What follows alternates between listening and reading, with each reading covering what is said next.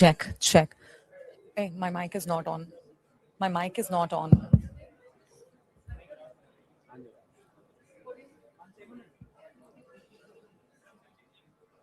Check. Sound check. Request you all to kindly settle down. Good evening to everybody. Honorable Chief Minister is right here outside. He might step in any minute now. Requesting all of you to kindly settle down and maintain silence.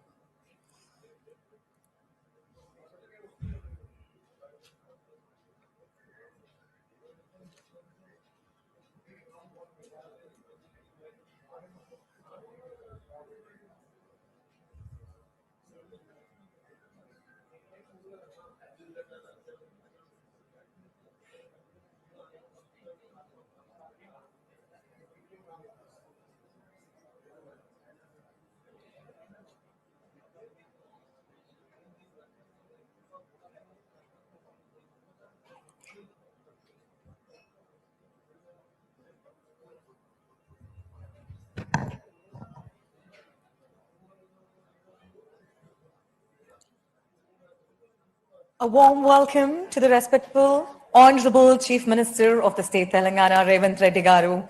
Hearty welcome to you, sir. Can I request you all to welcome him with a round of applause, please?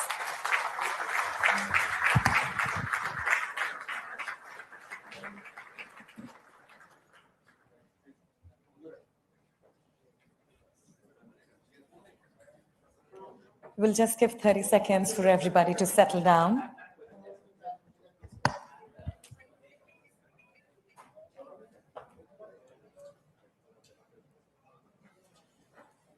We request everybody to kindly take your seats as we are about to begin the event.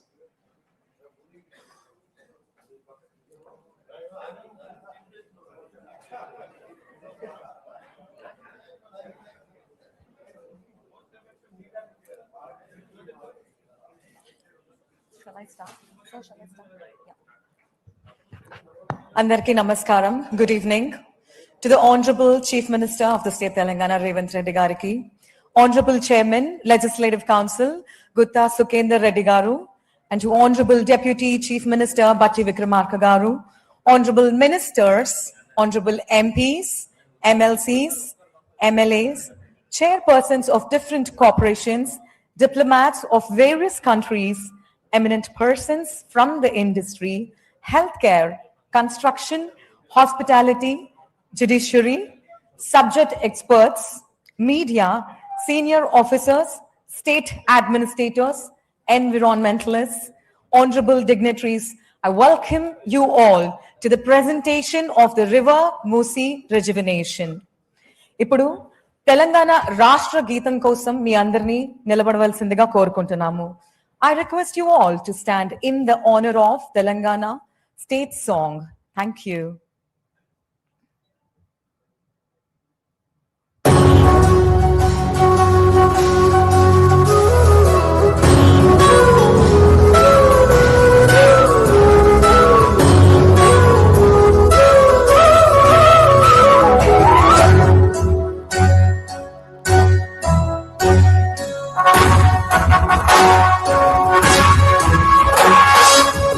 జయ హే తెలంగాణ జననీ జయ కేతనం ముకోటి గొంతుకలు ఒక్కటైన చేతనం తరతరాల చరితదయ తల్లి నీరాజనం పదపదానని పిల్లలు ప్రణమిల్లిన శుభతరుణం జయ తెలంగాణ జయ జయ తెలంగాణ జయ తెలంగాణ జయ జయ తెలంగాణ.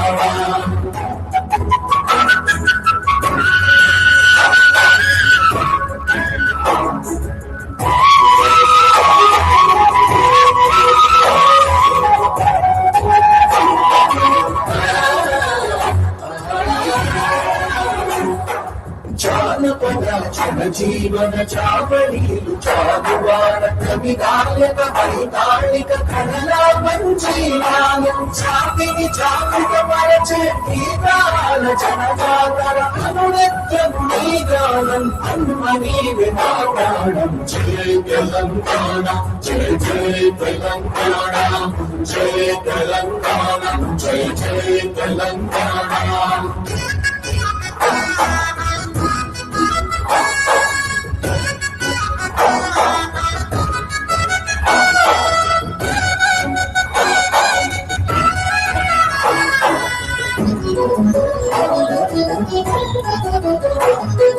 గోదావరి కృష్ణమ్మలు తల్లి నిన్ను కడుకంగ పచ్చని వాడేళ్లలో పసిడి సిరుల పండంగా సుఖశాంతుల తెలంగాణ సుభిక్షంగా ఉండాలి ప్రతిదినమది తెలంగాణ ప్రజల కలలు పండాలి. జై తెలంగాణ జై జై తెలంగాణ జై తెలంగాణ జై జై తెలంగాణ జై తెలంగాణ జై జై తెలంగాణ జై తెలంగాణ జై జై Telangana.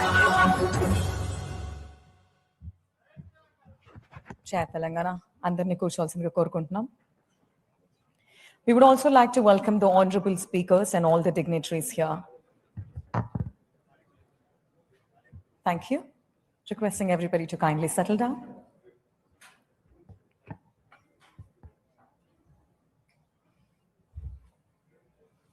We also have Honorable IT Minister here. Warm welcome to you, sir.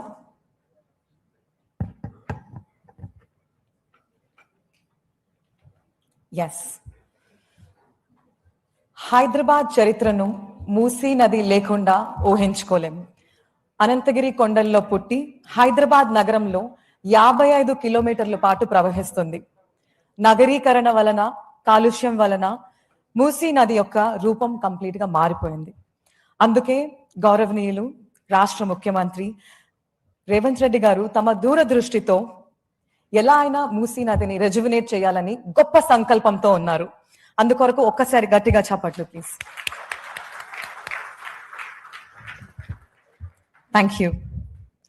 I now would like to welcome the Special Chief Secretary Jayesh Ranjan Sir, Municipal Administration and Urban Development, onto the stage to set the context with a warm round of applause.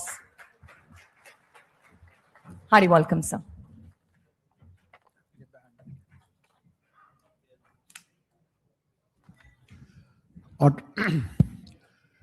Honorable Chief Minister, sir, Honorable Deputy Chief Minister, Honorable Speaker, sir, Honorable Council Chairman, respected ministers, advisors, members of Parliament, members of Legislative Assembly, Legislative Council, representatives, chairpersons of various corporations, all our invitees, our guests, distinguished members of the diplomatic services, senior industry representatives from various verticals like manufacturing sector, healthcare, property development, entertainment and media, and all the domain experts who are here, all the environmental civil society organizations.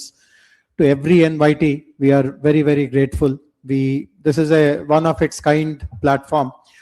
You would not have seen something like this before. For the sake of transparency, for the sake of accountability, for the sake of consultation, such a wide platform has been created, and we are very grateful that all of you have responded. I mean, I see a full house. Some people are standing. Very shortly, we'll find chairs for all of you. Just bear with us. As all of you would know, within weeks of taking office in the year 2023, Honorable Chief Minister announced a slew of flagship projects. Of course, the 6 guarantees are well known, but there were other important developmental initiatives which were announced by Honorable Chief Minister. And to revive and rejuvenate Musi River was one of the important ones. I have had the pleasure of accompanying Honorable Chief Minister to a few of his international visits. And I know for sure that wherever Honorable Chief Minister has gone, one of the first demands that he has put on us is that please find out if there is any water body, if there is any river, and how has that country develop that river. And in the process, Honorable CM has visited the Thames River, the rivers in Tokyo, in Seoul, and in so many other places as well. And everywhere we have seen that the rejuvenation of the river has created a huge multiplier effect for the economy of that city and of that country. And we all know historically why, when the Asaf Jahis set up their dynasty, they chose the riverfront to establish all the important institutions. But obviously, over a period of time, due to neglect, due to inadequate attention on planning, on resource support, the river today has become an embarrassment for us. In fact, I come from the north of the country. We have mighty rivers, we have bridges, and when you cross a bridge over a river, you get a sense that I'm crossing something. I mean, there is something very special which is happening. Here, when you cross any bridge over Musi, you don't even notice that you are crossing a river. It has become so insignificant, etc. I can share something else which is very personal. In fact, the Musi River Rejuvenation Plan was tried out way back in 2005 also. I was the vice chairman of the Hyderabad Urban Development Authority, which is called HUDA. The then Chief Minister, Dr. Y.S. Rajshekar Reddy, had asked us, and at that time GHMC was called MCH, to look at the river rejuvenation project. We had engaged a very eminent architect called Hafiz Contractor to guide us. But we were not able, I mean, he gave us good ideas, but we were not able to make any progress because one very fundamental question could not be answered. And that fundamental question was, how do you bring water into this river? I mean, this river can be, I mean, so much of landscaping can be done, so much of other things can be done. And just because this fundamental question could not be answered, we could not make any progress over the last 2 decades. And I'm sure you will you would have read about it. One of the smartest river interlinking projects is happening here. We are now supplementing Godavari river water into this river to make it perennial, and obviously various other things will happen. The last point which I want to make is about the format of today's interaction. As soon as I finish, I would request my colleague, the Managing Director of the Musi River Development Corporation Limited, Mr. E.V. Narasimha Reddy, to explain using a presentation. We have engaged a very reputed consortium of agencies to prepare the master plan for this river rejuvenation.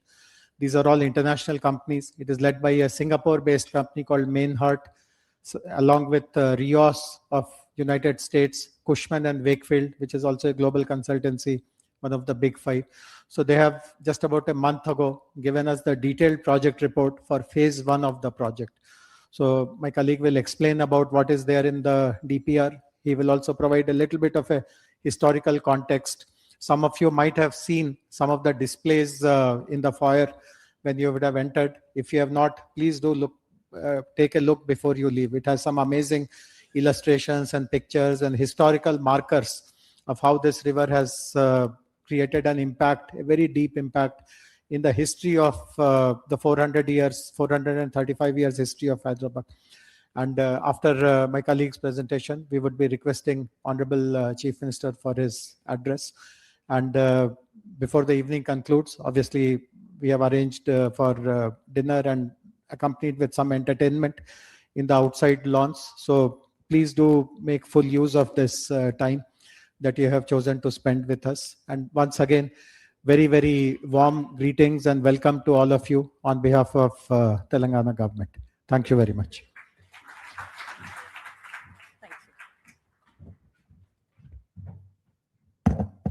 Ladies and gentlemen, I now request the Managing Director of MRDCL, E. Venkata Narasimha Reddy Garu, to present Riverfront Development Project to all of us. Hearty welcome, sir. May I request a huge round of applause to you for the Managing Director of Musi, MRDCL. Good evening to all. Sir, with your permission, I will start the presentation, sir. Sir, as Special Chief Secretary was explaining what exactly the day is about. So Musi River has been there and the Hyderabad happened along the Musi. But over the years, how Musi was polluted, how we are not able to make use of the river that is available to us. The nature has given this to us, but we, in the process of urbanization, the development, how we have changed the face of the river and how we are struggling today. I would like to take this presentation in 10 points. Basically, so just I will give the context of the Musi, the current crisis, what is the crisis now, and then I go to the global benchmarks of the riverfront projects across the world, across India, government's vision for Musi development, what exactly the leadership is now thinking of, and what is the vision for 55 kilometers, which is going to be is in the second phase also, the phase 1 planning, what it is, and the DPR components. And then we also talk about the river hydrology. When we talk about the river, we have to talk about the hydrology and hydraulics. So many people are having some misconception on the river thing, whether we have done the hydrology or not. I will be trying to explain that also. And prevention of sewage flows. When we talk about the river, we have to curtail the sewage flow into the river also.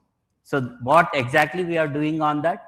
And then multi-use buffer zone, why the buffer zone is very important, what the rules say, what the government of India says, all these things also be spoken about. And then Gandhi Sarovar, where the historical importance of Bapu Ghat and how the Gandhi Sarovar is shaping up. Then the east-west mobility corridor, how the decongestion of Hyderabad is going to happen with this very good project. And then the last and not the least one, but it is very, very important. I welcome Honorable Minister Revenue. Also, please join us, sir. The last one is the cultural integration. Hyderabad is known for the culture and also secular Hyderabad. So how it is going to be connected through the Musi. This is also very, very important. Under these 10 topics, I'm going to cover the entire vision of the government. So just to see the historical background, this is the picture of 1892. So this was taken by one photographer called Deen Dayal in 1880s. Hyderabad was founded in 1591 and it grew along the Musi in the Qutub Shahi dynasty. Then the river provided water for agriculture, trade and daily use. So this was the river which was giving even the drinking water at that point in time. For 300 plus years, the Musi was the city's ecological balance. This is the backbone of the city, actually where Hyderabad has grown. This is the picture of that time and how it was. And agriculture was happening, everything was happening. Then what is this Musi about? So Musi rivers starts from Anantagiri Hills, and there are two rivers actually. When we talk about Musi, we have two rivers. One is Musa, another one Isa. These two come and merge. Confluence is at Bapu Ghat. That is called Bapu Ghat now. In between, after 1908 floods, two reservoirs were constructed. Before 1908, there were no reservoirs. 1908 floods have made us to have the two reservoirs. This is basically for the drinking water, not only for the drinking water, but flood control. That was the measure that was taken. Usman Sagar started in 1911 and constructed in 1920.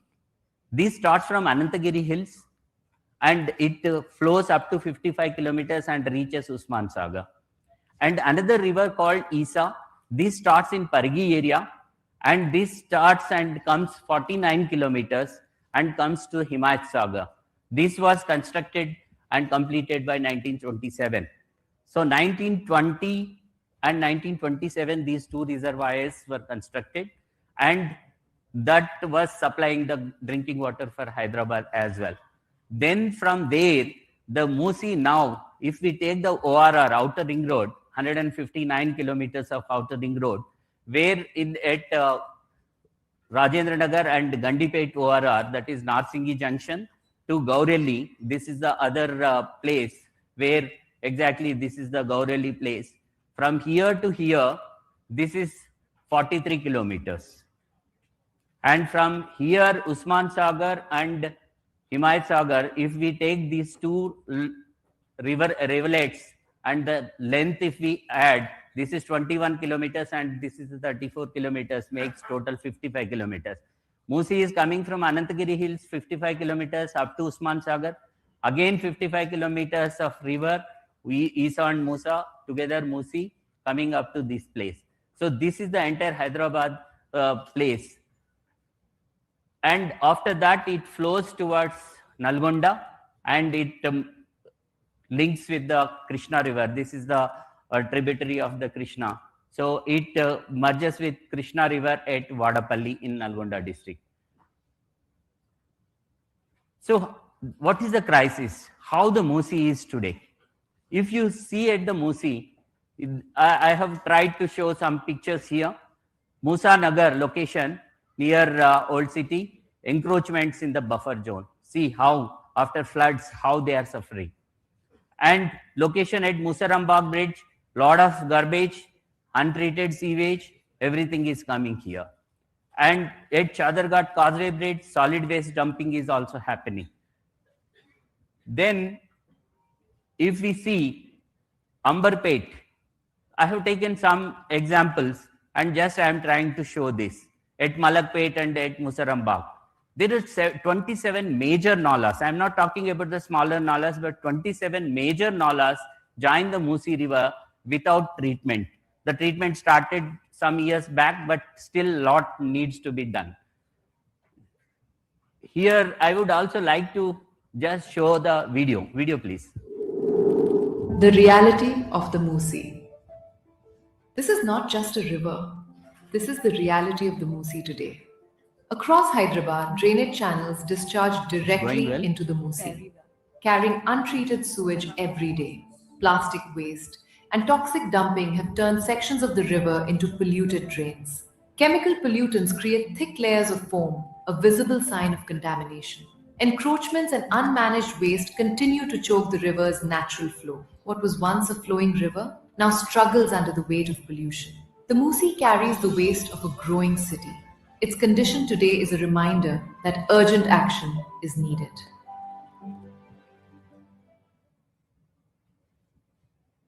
This is the urgency where we are today.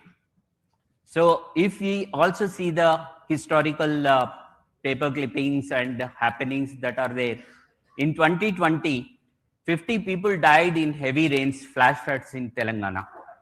So this is why, what is the reason for this? Because Musi has to take all the nalas into that.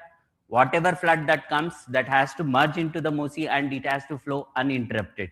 But if that is not happening, then the flooding happens. This is called urban flooding. So in urban flooding, the risks and infrastructure challenges are also there. This is one thing that happened in 2025. This 2 dead, 2 missing in rain-related incidents, parts of city waterlogged, complete city waterlogged. And this is 1,000+ families have to be displaced. Heavy rain pounds Hyderabad, and location this is Shankar Nagar in 2020, and this is 2025 news item. Please, video, please. Hyderabad. Musi River overflowing, houses up. Person is Hyderabad going. battered by intense rainfall, plunging the city once again into chaos.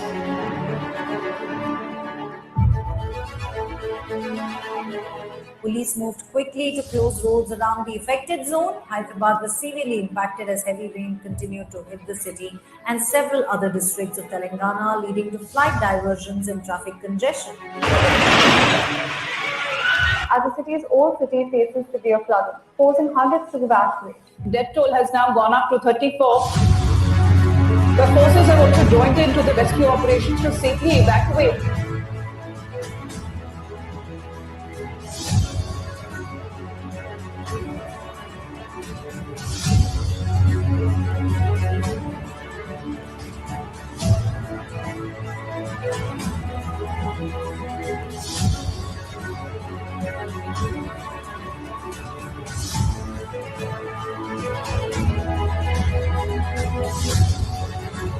This is recent floods 2025.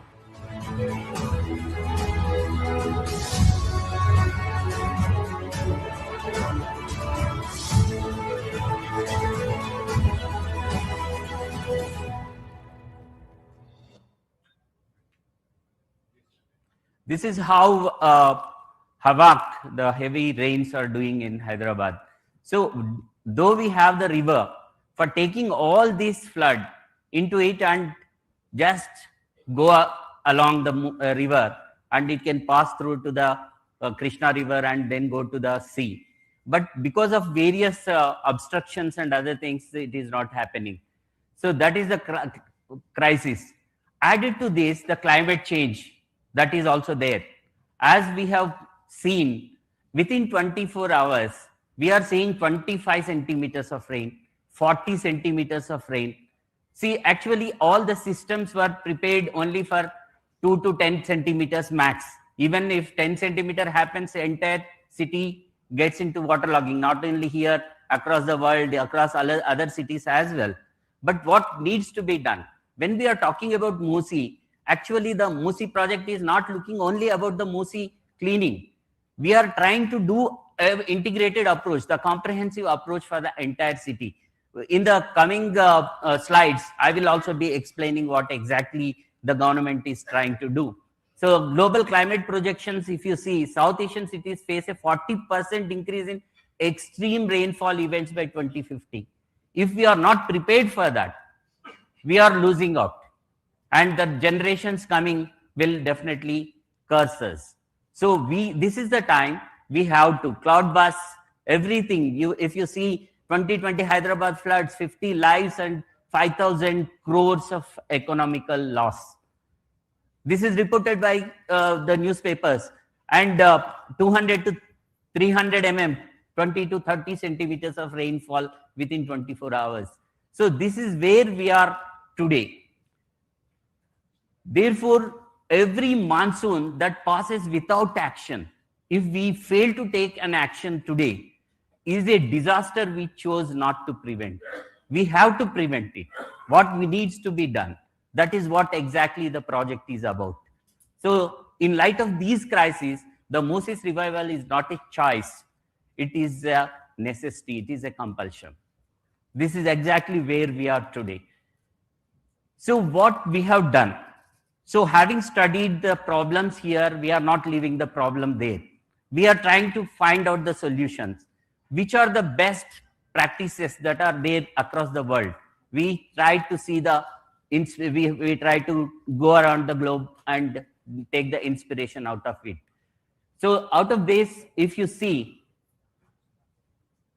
Cheon Seoul River, where this was before doing the riverfront. This is in Seoul, and this is after cleaning that and doing the riverfront. So the second example is Thames. See the old Thames and the new Thames now. How the economy is growing around. Next, this is Sumida River in Tokyo. How it was, how it is today. And this is Singapore riverfront. How it is. Many of us probably have visited several of these places, but we never understood that how the river was, because now we are seeing this. We didn't know what happened in the historical thing.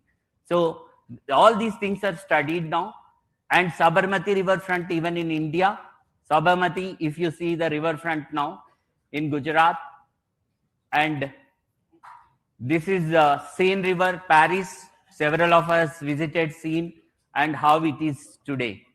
Please play the video.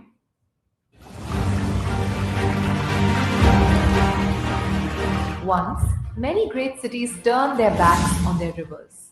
Pollution, encroachment, forgotten waterways at the heart of growing cities. But vision changed their course. Seoul removed a highway to restore the Cheonggyecheon stream, bringing water, nature, and people back to the city. Tokyo revitalized its riverbanks, creating vibrant public spaces along the Sumida River. London turned the Thames into a thriving cultural and economic corridor. Singapore transformed a polluted waterway into one of the world's most celebrated riverfronts. Paris transformed the banks of the Seine River into vibrant pedestrian spaces. Ahmedabad turned the Sabarmati River into a thriving public riverfront. Across the world, cities chose to restore their rivers and reshape their future. Now, it is Hyderabad's moment. The revival of the Musi begins.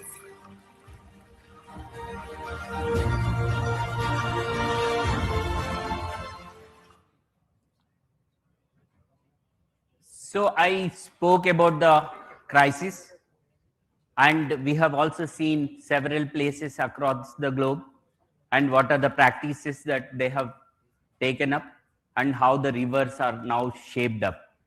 And after seeing this, the leadership today is very committed to that. That's the reason a team led by Honorable Chief Minister himself has taken to the various places along with media. Let me also be very clear so that everybody can understand. And the cabinet colleagues of Sir and also the senior bureaucrats to study this. The vision leadership commitment, see Dubai, Singapore, London, Tokyo, all these places were visited by Honorable Chief Minister. And the teams were sent again to study what they have done, what we need to do for Musi. Please play the video.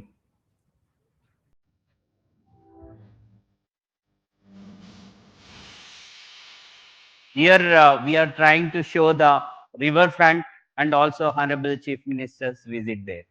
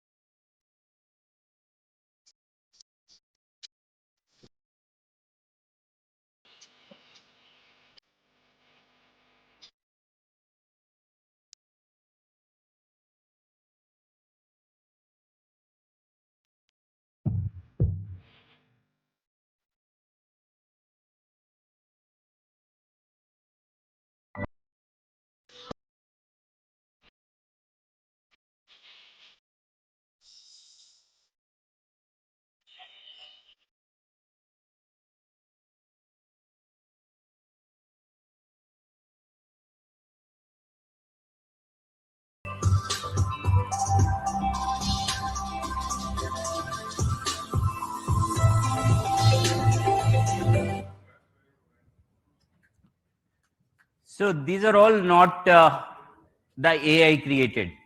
These are actuals. And Honorable Chief Minister visited that. So when we are trying to show the vision, people are thinking that AI, but that is based on the actual study that is done and the pictures are presented here. I request all of you, while going back again, once again, see, this is possible. This is possible, but the commitment from the government that also been shown. So this is the right time. We have to arise and we have to see that this happens. Then what we have done on this front. For the last 1.5 to 2 years, the field studies done, the understanding is done, the data collection is done. First, data collection is very, very important. After data collection, that is collated, and then the study happened, and we are coming out with a plan. The plan will be implemented. I am trying to just showcase the plan. What we are exactly thinking of. In this particular thing, Hyderabad is going towards blue and green Hyderabad. As you are aware, already we have a beautiful ecosystem here. We have 1,000+ lakes within Hyderabad's jurisdiction in the Cure area. Now we are calling core urban region economy area. Within that, about 2,000 are there, but we are going to take up at least 1,000 lakes. Already the activity started, rejuvenating or lake improvement happening, and that will go on. That is one. This is a lake system having the chain system. One lake is full, then the overflow of that lake comes to the other one, second, third one, and then it comes into the Musi. So we are also targeting that. That is also happening. Then the clean river. What does it mean? There is no sewage flow into Musi. How to treat this, where to send this, how to utilize the resources that are available. Second is the flood mitigation. I have shown how the floods are making havoc in city. So this is also very important to save the lives and properties of the people, and also to thrive the economy in Hyderabad. So flood mitigation measures, accessible riverfront. When the river is there, people have to enjoy the riverfront. They have to have that ecological balance, and they have to enjoy the riverfront, so that the public spaces have to be improved. Connected city. See, river is there, how to connect it. So the mobility is also another factor that is also considered in this project. And sustainable development. Every development that is taken up has to be a sustainable development. These days we are talking global SDGs. With this river, at least we are attempting to have 6 sustainable development goals achieved into this. This is what exactly. And we have very rich heritage. Probably some of you might have seen what we tried to show from Vishnu Kundins now to the present day, how the history has shaped up and how the history has given invaluable heritage to Hyderabad. We have to restore it and protect it. And the most important thing is, with all these things, now you have seen all the videos of Tokyo, Singapore, and London, every city, the economy is thriving next to the river. Night economy is there. So why not we have, so that the people can also work in the nights. Blue collar jobs will come and they will earn very good amount to live, livelihoods improvement. Then we have also done some analysis and compared with other rivers. So in the Seoul, the Chong Yecheon River is developed only 5.8 kilometers. What we have seen is only 5.8 kilometers. And Sabarmati riverfront in phase 1, they have done 11.5 kilometers. In phase 2, now they are doing 13 kilometers. Subida River, Tokyo, 23.5 kilometers. Seine River in Paris, 29 kilometers. Thames, London, 39 kilometers. Musi, phase 1 itself, we are taking up 21 kilometers. So comparables, we are trying to compare with the world global best practices. And Musi full vision will be 55 kilometers. The balance will be taken up in phase 2. So how it is going to help the economy?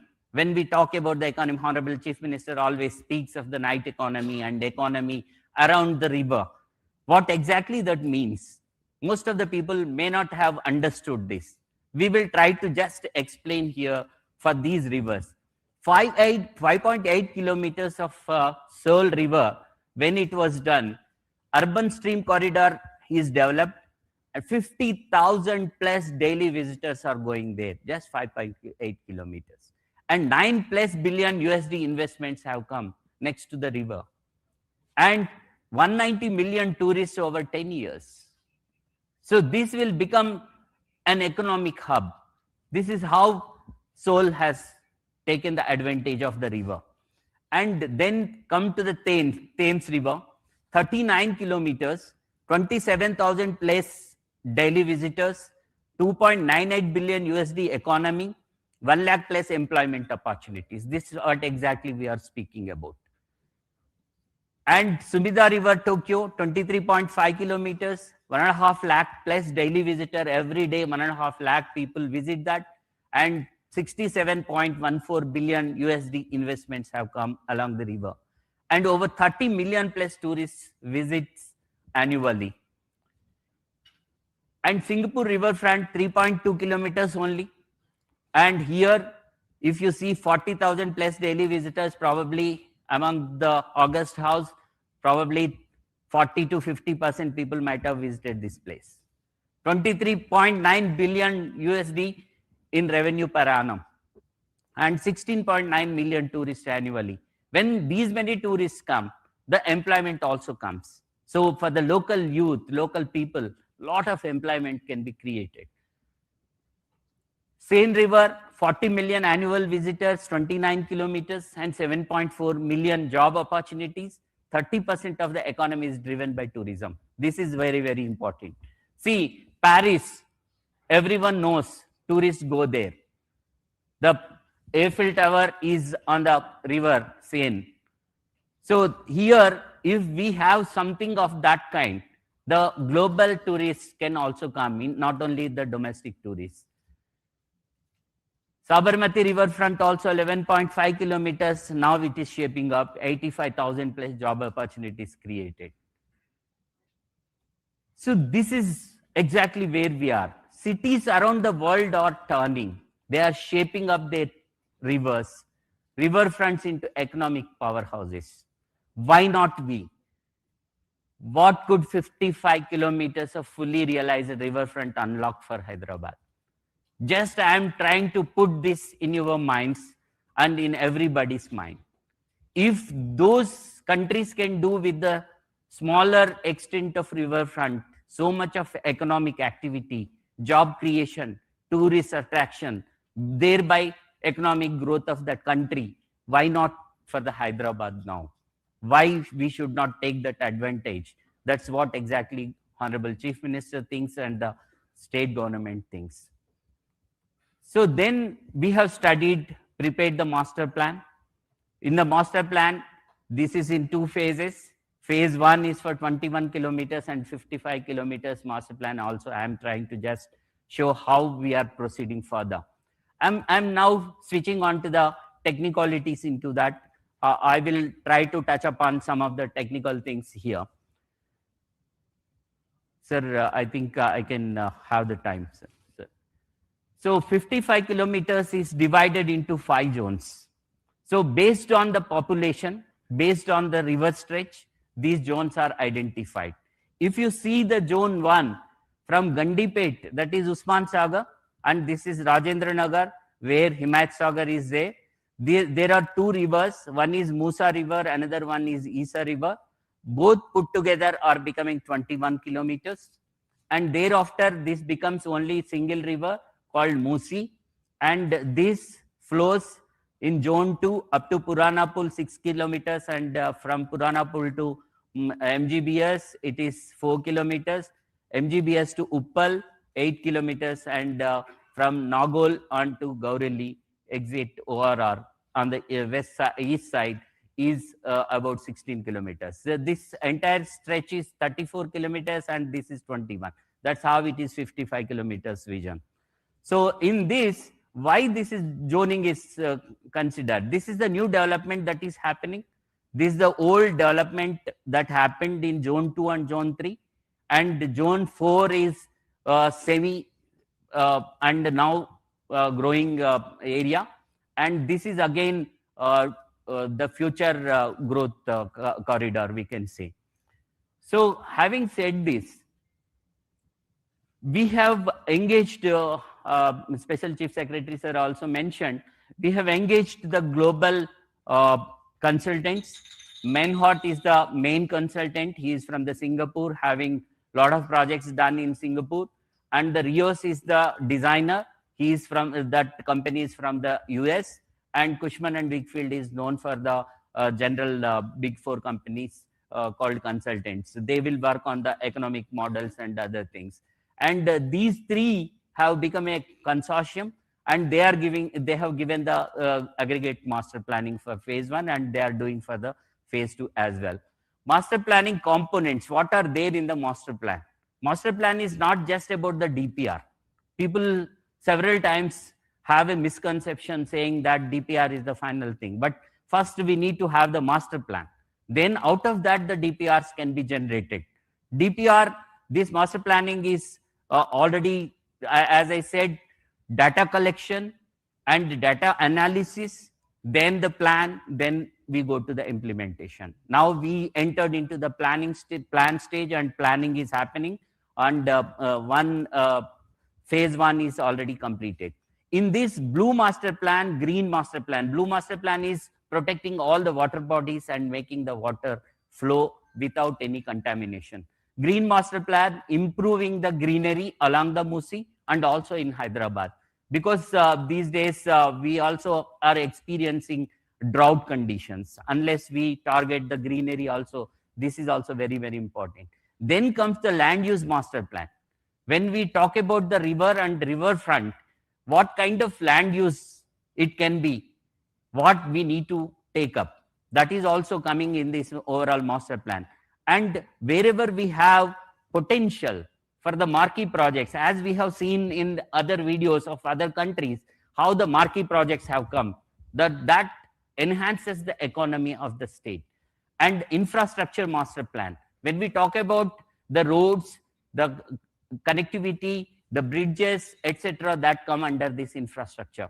And the financial master projects. So some of the important projects, how they are going to have the leverage of the Musi and how the economy goes. So that covers everything. Phase 1 covers 2 river stretches, as I was explaining, from Gandipet to the Bapu Ghat. Now we are calling it Gandhi Sarovar, and Himayat Sagar to Gandhi Sarovar. Total 21 kilometers. This, what exactly are the components now we are looking at when we are talking about the Musi? As I was explaining, just not cleaning the river, just not making some pathways and showing that river cleaning happened, riverfront happened. It is not like that. So river cleaning, accumulated silt and debris removal has to happen. And that too, it has to happen very technically and scientifically. For this and riverbed profiling, we have to do the riverbed profiling and flood mitigation. This is most important. And slope stabilization. Unless we have the embankments properly, we cannot curtail the floods. We have to do that. And roads along the river bank, this is about the connectivity, east-west corridor. Trunk sewer mains, this is also very, very important. This is exactly what I was talking about. Unless we treat entire sewage across city and not allowing it directly enter into the Musi without treatment, again, the Musi cleaning is not happening. So that's the reason this is also integrated and the plan is comprehensive. And water retention structures. So we have to have the water in the river all through 365 days so that some boating can happen, some people can go in the evenings and relax there, and the night economy happens there. Unless we have the water throughout, we cannot improve the tourism, economy, and other things. That's the reason here, I will come in the next slides, the river Godavari river linkage, how it is happening. Riverfront development. After doing all these things, the riverfront has to be developed so that the public spaces are developed, public access can be developed, public can go there. For this entire phase 1, for all the development works up to 7, it is going to be around 6,500 to 7,000 crore only. So we are going to spend this money on these 7 components for this 21 kilometer development. And this doesn't include the land acquisition if required, or we have come out with a new policy, TDR policy, even for the people who are having the land ownership, in the river bed and also in the buffer, they will be appropriately compensated under TDR. And this is why in the next slides you will understand what buffer is, why it is required, etc. So understanding the river is very, very important. Unless you understand the river, what is the flow of the river, you cannot plan it. It is haphazard planning and it cannot sustain. When we talk about the sustainability, we have to understand the science, safety, and hydrology of the river. In this, we have studied extensively the overall catchment area of these two reservoirs. The Usman Sagar Reservoir catchment area is 740 square kilometers. As we were telling, it starts from Anantagiri and comes up to Usman Sagar, Gandipet. And Himayat Sagar Reservoir, the catchment area is 1362 square kilometers. This starts at Pagi and comes up to Himayat Sagar. The blue one is the Gandipet one, and this green one is the Himayat Sagar. You can see Himayat Sagar here and Gandipet here. This is the catchment area. So whatever rain that falls there, that comes into these reservoirs, that study is also there. Catchment area map of downstream nalas after the reservoirs. This is entire Cure area now. In this, how the nalas and the catchment, that drainage system, the drainage pattern we call, how it is entering into the river. This is also studied. Then this is very, very important for all of us. Given situation of the river, if we leave the river like this, why the floods are happening? If the river is left like what it is today, so with the study that is there, done through two simulations, one is HEC HMS and another one is HEC RAS. What is this HEC HMS? This is Hydrologic Engineering Center run by US Army Corps Engineering. They have developed hydrological modeling system. Hydrological modeling system.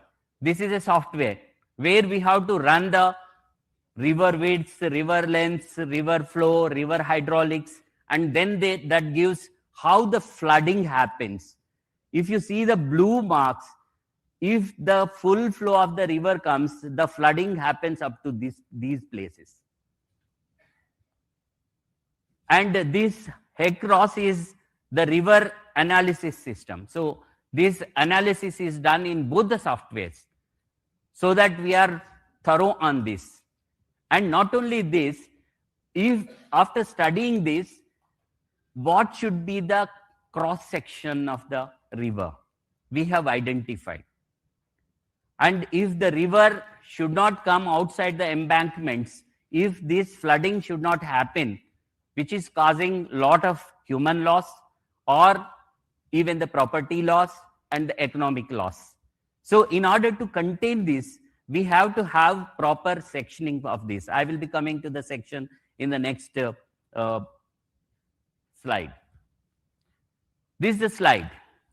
So in order to curtail, I will just go back again. If the section is properly done, giving the river back of its property, river ki property undi, dan property daniki manam ichcheste adi bayataku raadu. So danni manam cheyalsina avasaram undi. So over the years maname ekkadekkado kattesukoni undundొచ్చు. అలా కాకుండా river ని సరిగ్గా దాన్ని ఎంత water పోవాలి flow అది మనం అలో చేస్తే అది బయటకు రాకుండా ఉంటది. This modelling shows that. And after this we have arrived at this section, and this entire flow, actually if you see here, this is for the Himayat Sagar stretch from Himayat Sagar to the Bapughat, that is the Gandhi Sarovar now.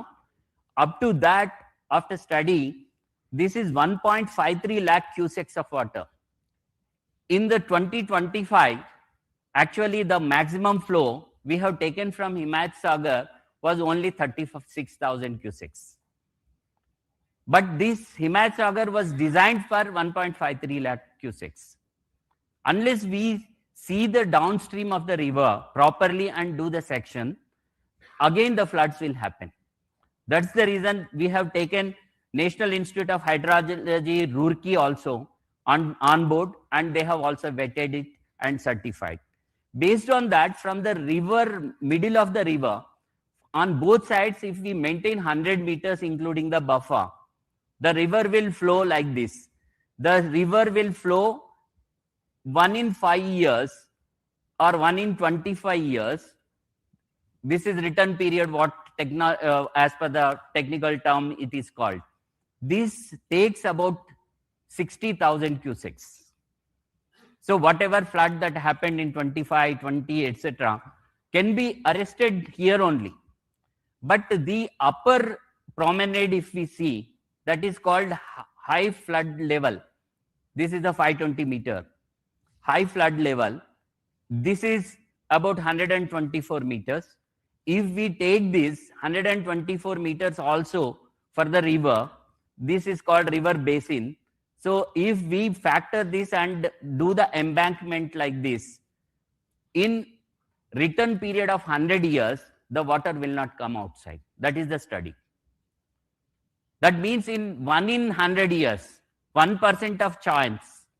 But 1% of chance also we cannot take with the river. That is the reason the section is decided with this, and rest is the buffer.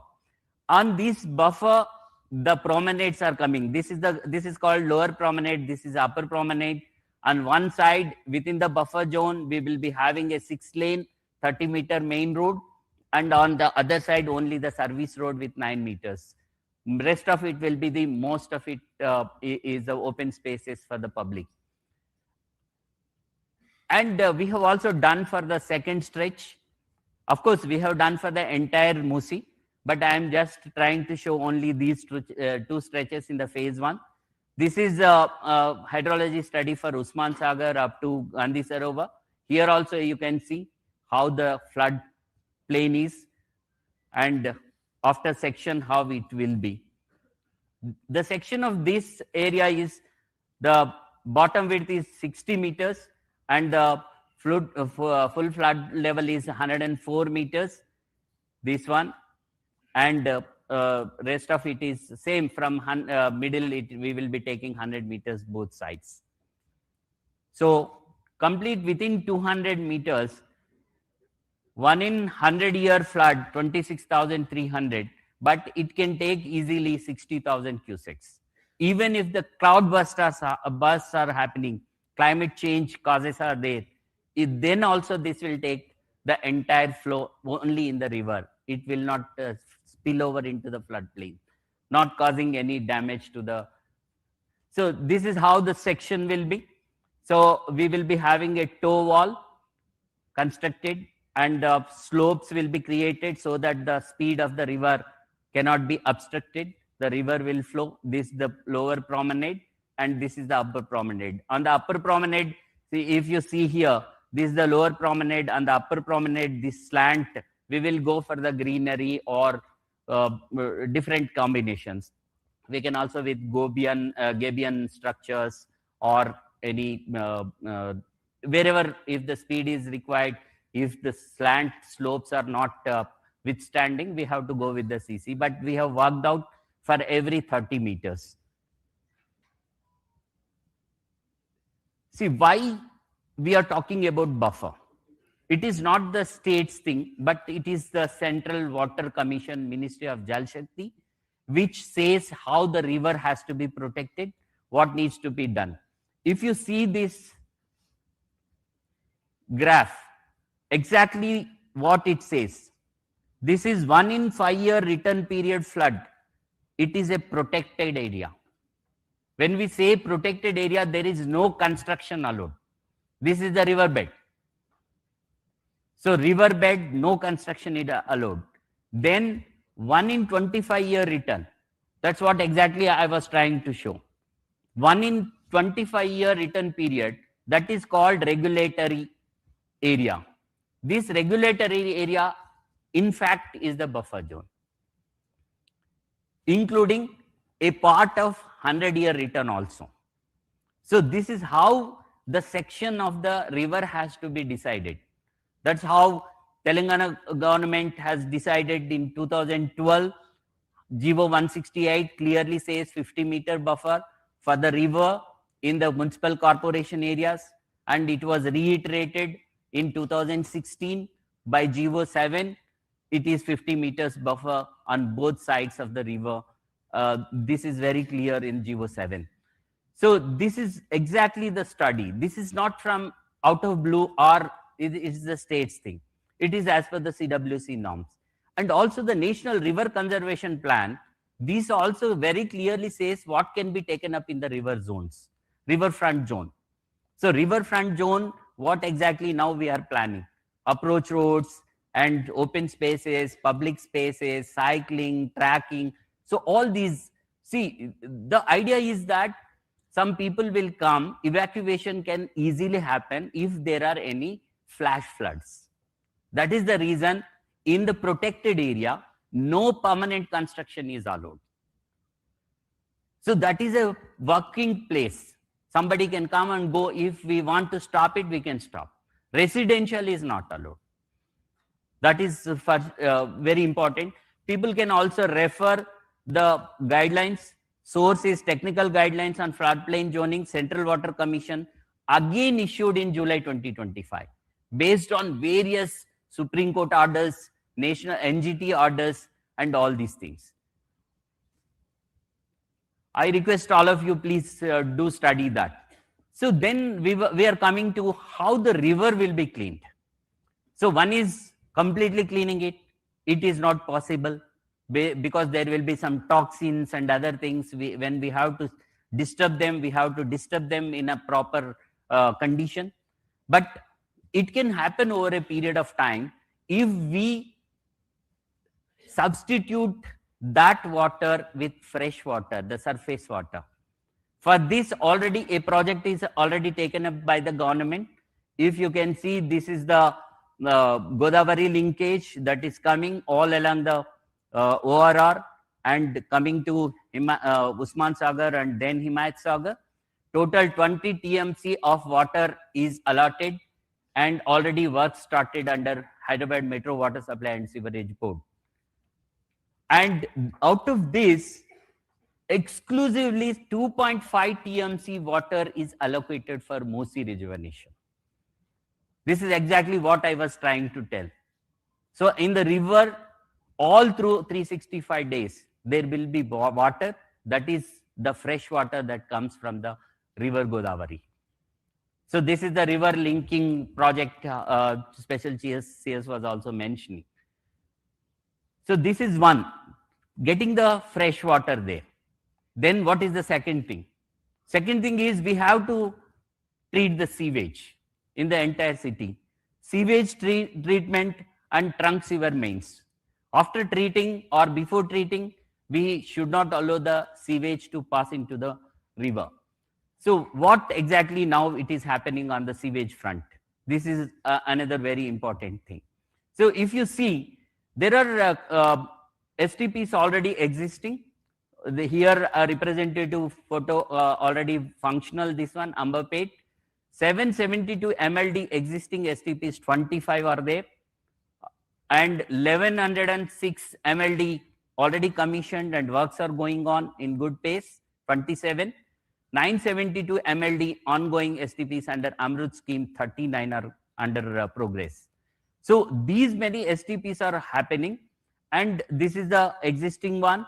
These are the new ones, already construction is going on. In the phase one, the Narsingi already started. The STP work is started. What remains to be done?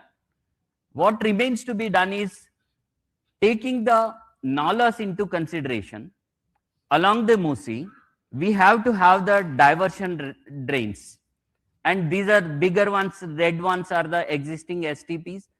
If we are not doing another big STP, we have to divert it here and bring it here likewise.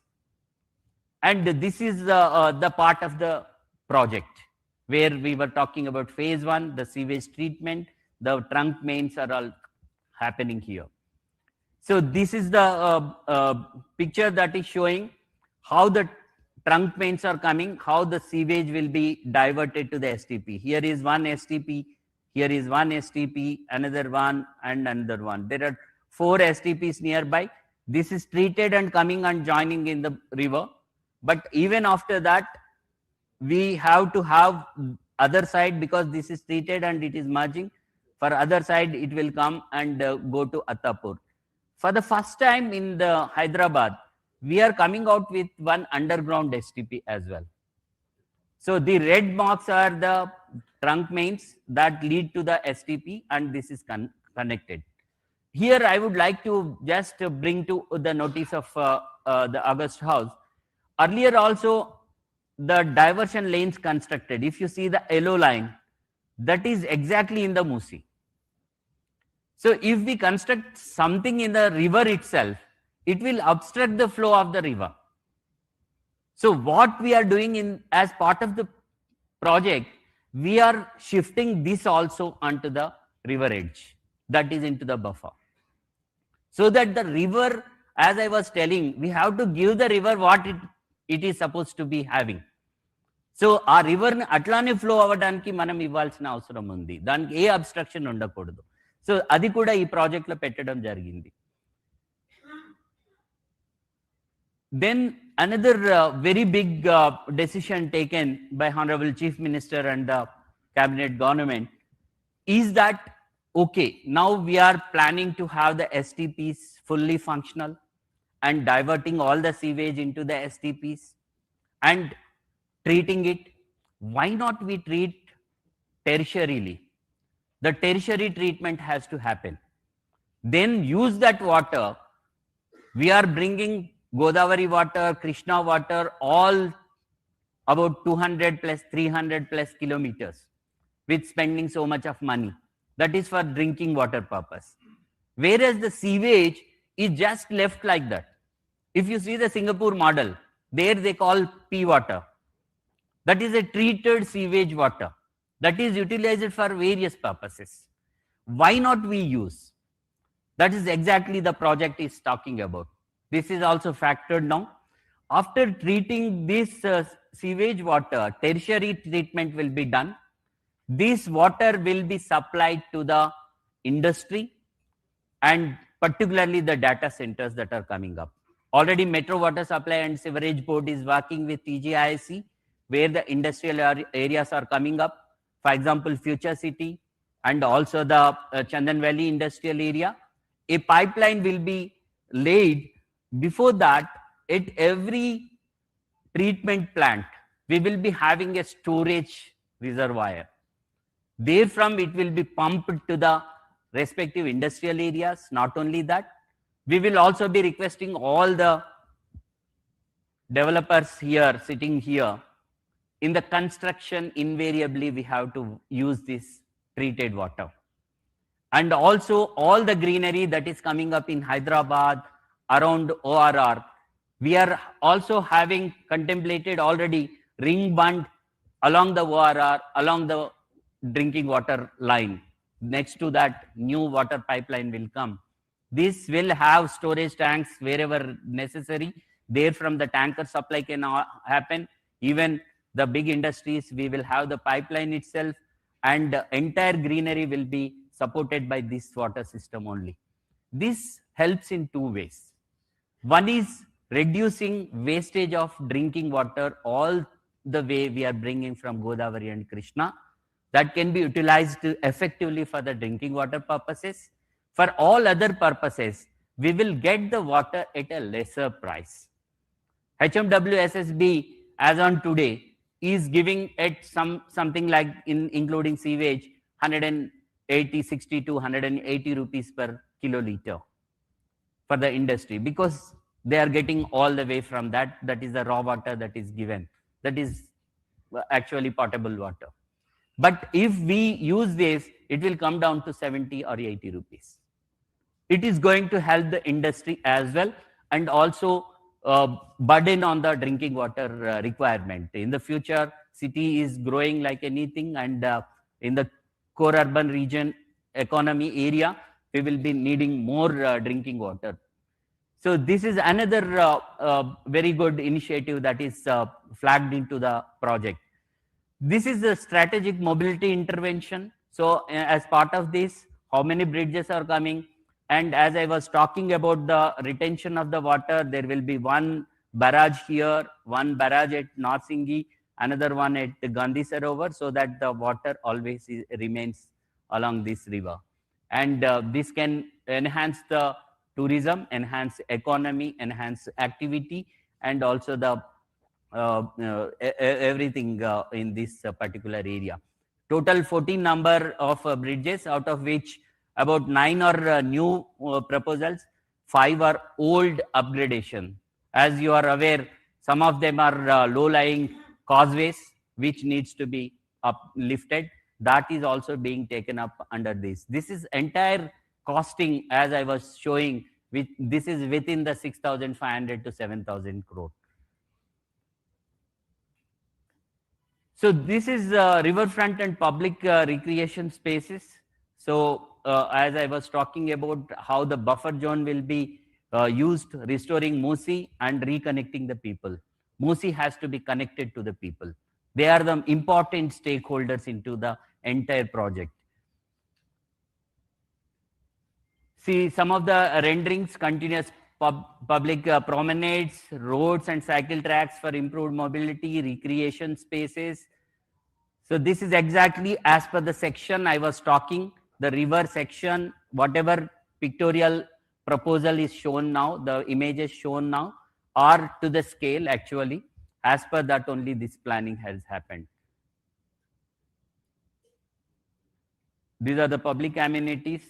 Please play the video.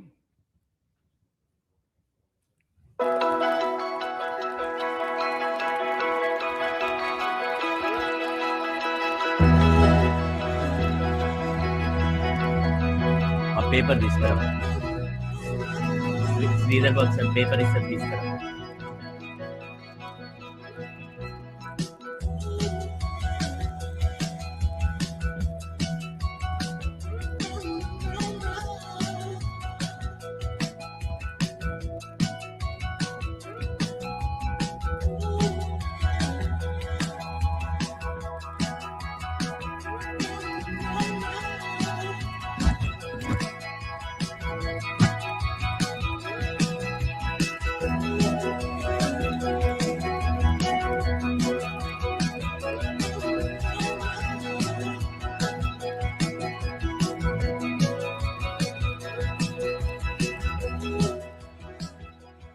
ఇక్కడ greenery కూడా చూస్తే మనము nature కు దగ్గరగా ఉండేట్టుగా ఎక్కువగా plan చేస్తున్నాం.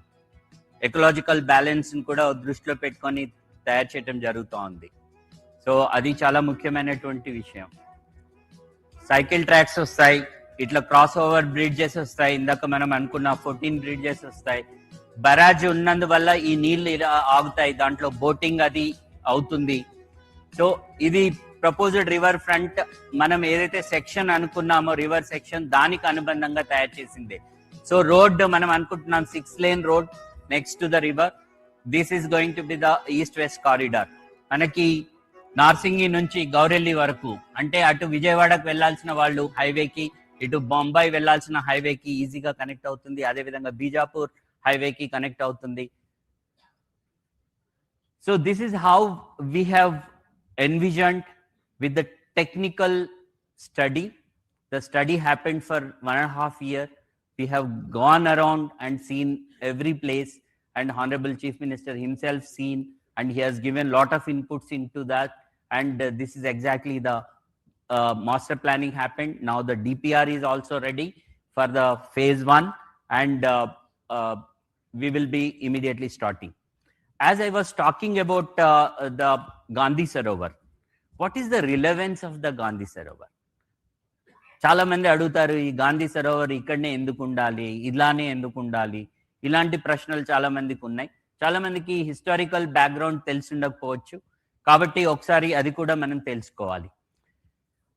మహాత్మా గాంధీ 1948లో ఎప్పుడైతే ఇతన్ని కాల్చి చంపబడినారో, మహాత్మా గాంధీ గారి యొక్క యాషెస్ 1948లో సుమారుగా 12 నదులకు పంపించారు.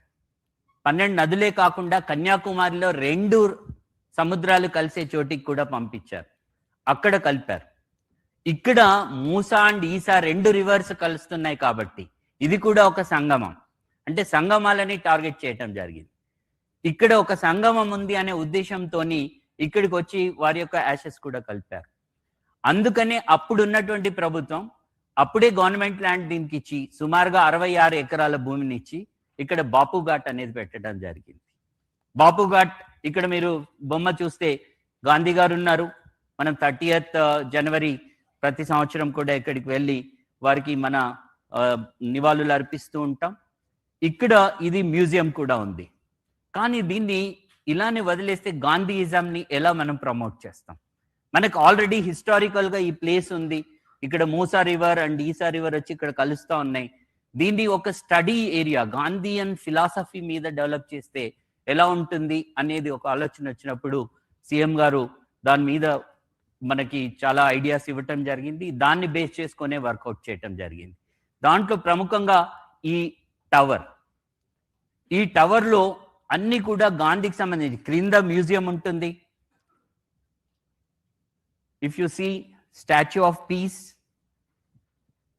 గాంధీ గారు ఉంటారు. హ్యాండ్లూమ్ ట్రైనింగ్ సెంటర్ ఉంటుంది. ఇక్కడ education and knowledge hub and research ఉంటుంది. నాలెడ్జ్ హబ్ అంటే రీసెర్చ్ కూడా అవుతుంది. గాంధీ మీద ఎంతో రీసెర్చ్ జరుగుతూ ఉంటుంది. మనకు తెలుసు చాలా చోట్ల. పబ్లిక్ రిక్రియేషన్ స్పేసెస్ ఉంటాయి. అంటే పబ్లిక్ స్టూడెంట్స్ యూత్ అందరూ కూడా అట్రాక్ట్ అయ్యి అక్కడికి వెళ్ళడానికి పబ్లిక్ రిక్రియేషన్ స్పేసెస్ ఉంటాయి. మెడిటేషన్ అండ్ వెల్నెస్ విలేజ్ ఉంటుంది. Meditation is also very very important and for the well being of the children. ఇప్పుడు ఉన్నటువంటి స్ట్రెస్ కి ఇక్కడ అవి కూడా క్రియేట్ చేయడం, అట్లాగే ఒక మ్యూజియం క్రియేట్ చేయడం జరుగుతుంది. ఇవి ఎలా వస్తాయి అంటే దీంట్లో ఈ రకంగా గాంధీ మ్యూజియం వస్తుంది. వ్యూయింగ్ ప్లాట్ఫామ్స్ పైకి మనం ఎక్కినట్లయితే మొత్తం సిటీ కనబడుతుంది, వ్యూయింగ్ ఉంటుంది, గాంధీ ఉంటారు. ఈ పైన వెళ్ళిన చోట ఇక్కడ నుంచి మనం గాంధీ గారితో ఫొటోస్ కూడా తీసుకునే అవకాశం ఉంటుంది. కల్చరల్ అండ్ ఎగ్జిబిషన్ స్పేసెస్ కూడా ఉంటాయి. ఎవరైనా కల్చరల్ అండ్ ఎగ్జిబిషన్స్ అందులో చేయాలంటే గాంధీకి సంబంధించి arts, performance arts etcetera. And research centre.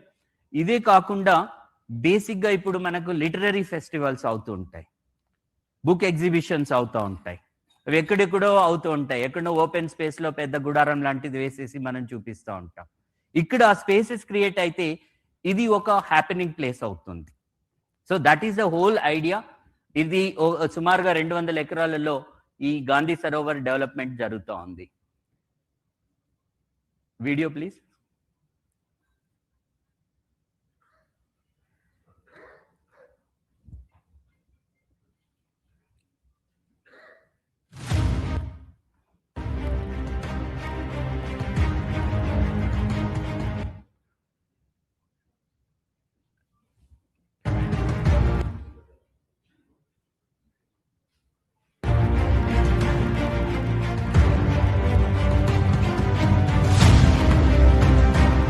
Sound తగ్గి.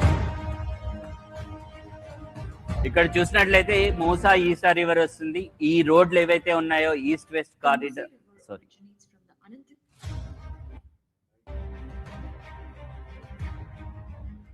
ఈ బిల్డింగ్స్ అన్ని కూడా ఎడ్యుకేషనల్ ఇన్స్టిట్యూషన్స్ వస్తాయి అండ్ దానికి రిలేటెడ్ యాక్టివిటీ కూడా జరుగుతుంది. ఇది ఇక్కడ ఇప్పుడున్న ట్రయాంగిల్, ఈ 2 రివర్స్ కలిసే చోట ఇది కాన్ఫ్లుయెన్స్. ఇది east west corridor elevated road వస్తుంది. నార్సింగి నుంచి వచ్చి ఇది గౌరెల్లి వైపు వెళ్తుంది. అండ్ ఇది గాంధీ గారి చెరక లాగా తీసుకొని దీన్ని ఒక లండన్ ఐ లాంటిది ఫెరీస్ వీల్ పెట్టడం జరుగుతుంది. ఇక్కడ ఒక ఆడిటోరియం వస్తుంది. ఏవైనా యాక్టివిటీస్ గాంధీకి సంబంధించిన కానీ మిగతావి జరగడానికి కూడా మనకి ఇందులో అవకాశం ఉంటుంది.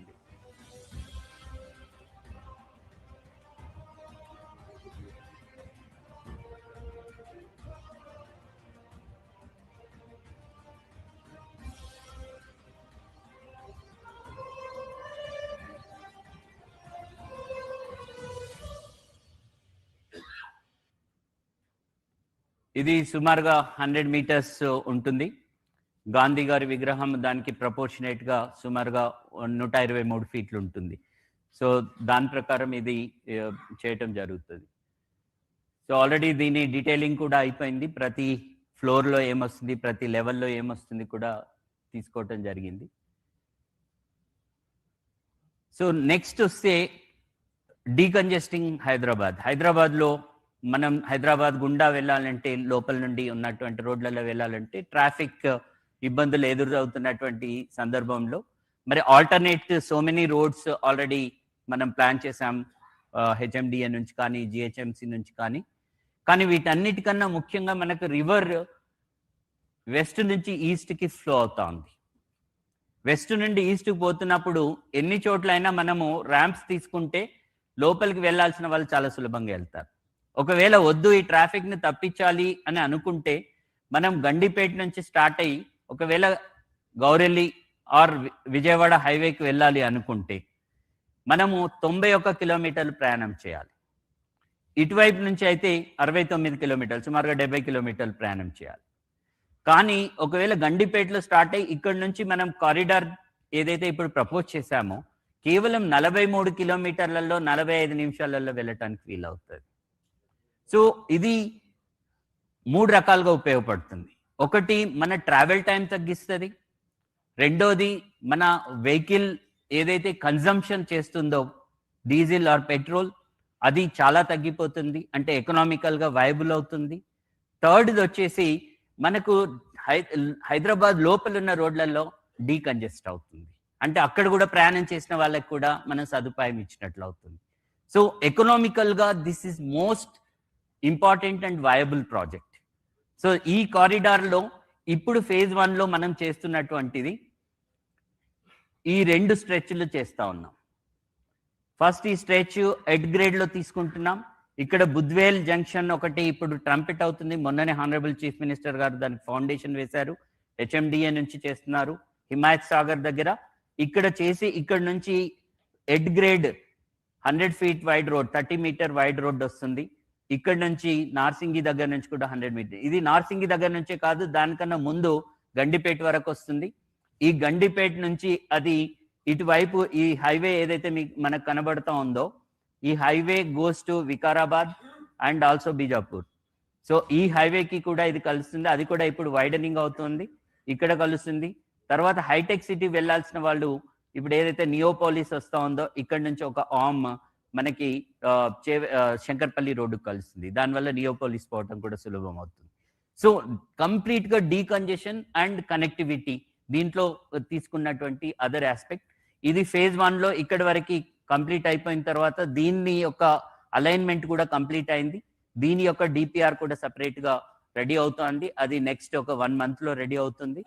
ఆ తర్వాత దీన్ని మనం ఏదైతే ఓఆర్ఆర్ ఉందో express way, 8 lane express way, దాన్ని ఎలాగైతే మనము టీఓటీ పద్ధతిలో చేశామో దీన్ని కూడా అదే పద్ధతిలో చేయాలని చెప్పేసి ఆలోచించడం జరుగుతూ ఉంది. దానికే మన కుష్మన్ అండ్ విక్ఫీల్డ్ వాళ్ళు కూడా దానికి ఏ రకంగా ఫైనాన్షియల్ మోడలింగ్ చేయాలి కూడా వాళ్ళు చేస్తూ ఉన్నారు. Please run the video.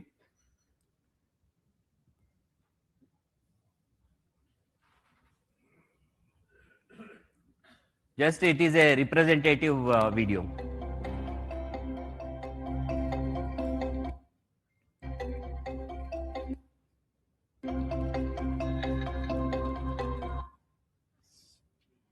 Slow in.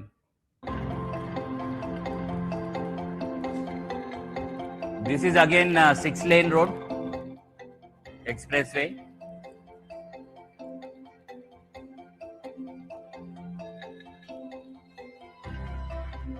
This connects all these highways.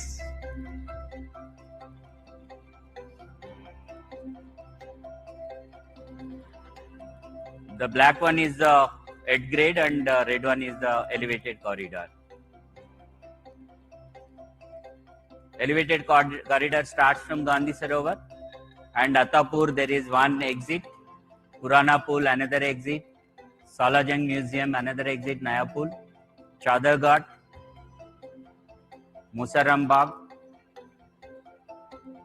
Nagol, and then seamlessly goes to Gaureli.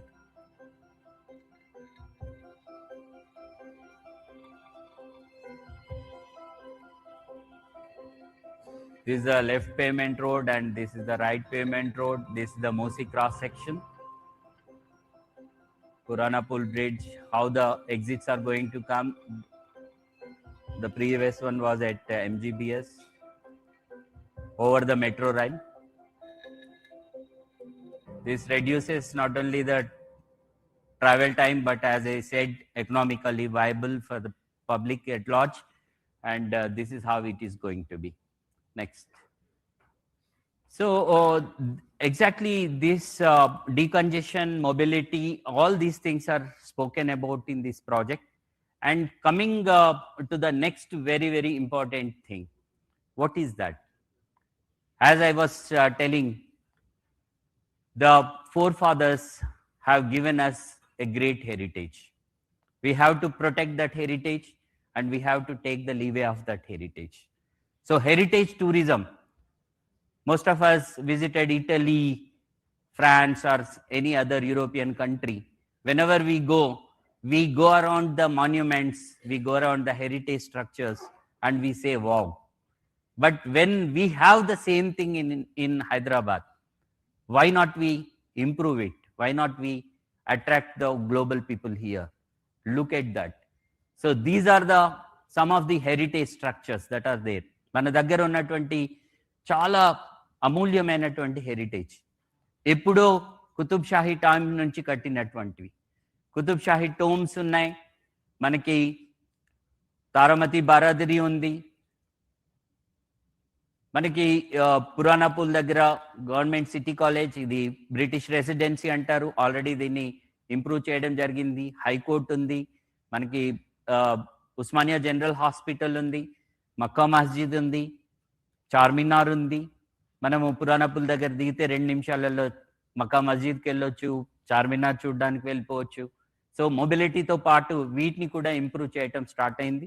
Already మనము వరల్డ్ మాన్యుమెంట్స్ ఫండ్ ఇండియాతోని ఒక అగ్రిమెంట్ కూడా చేసుకోవటం జరిగింది.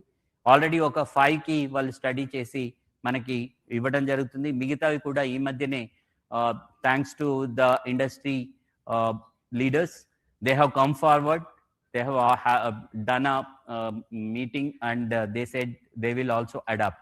We are going with a policy called Adapt a Monument.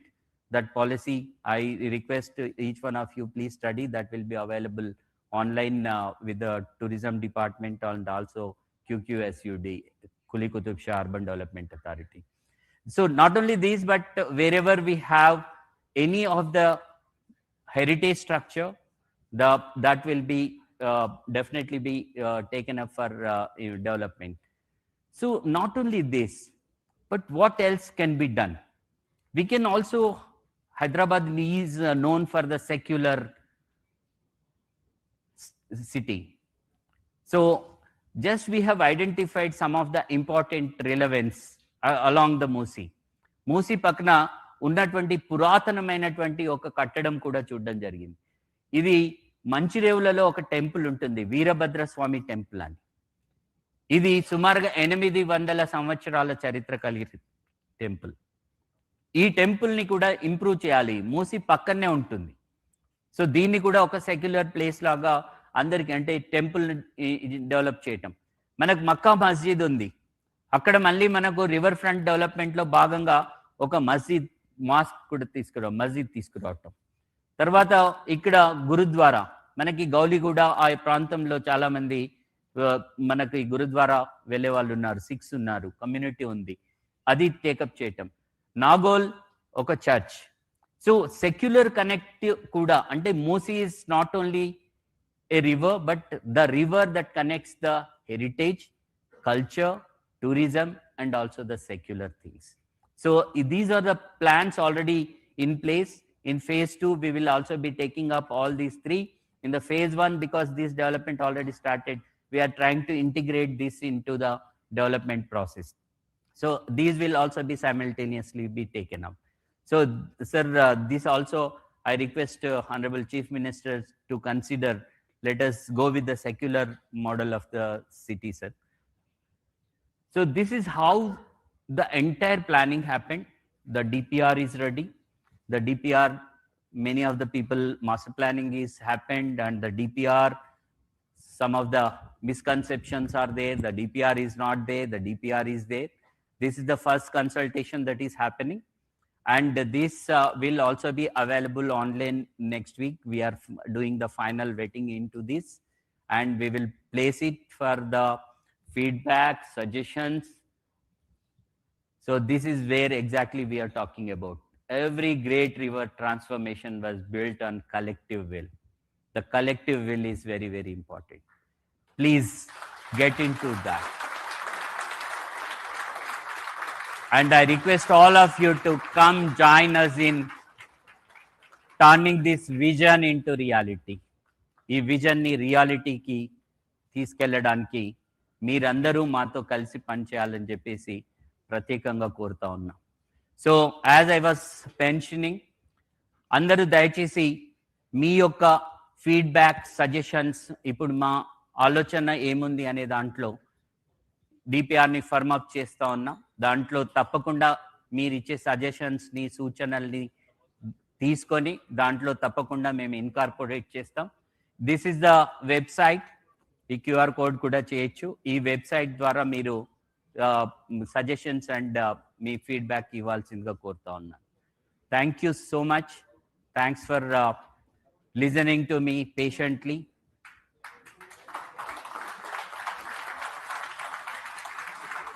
And I tried my level best to put forth what exactly this project is about, what exactly the government is thinking of, the collective will, what I was telling.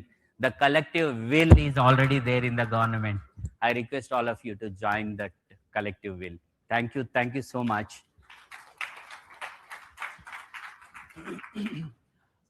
Now, in another 1-2 minutes, Honorable Chief Minister will give his views, thoughts, and address the August gathering. Thank you very much.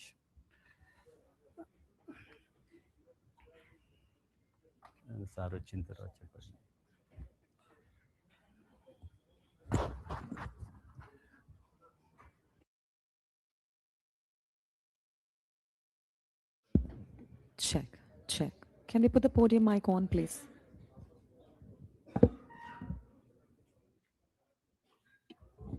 All the lights on.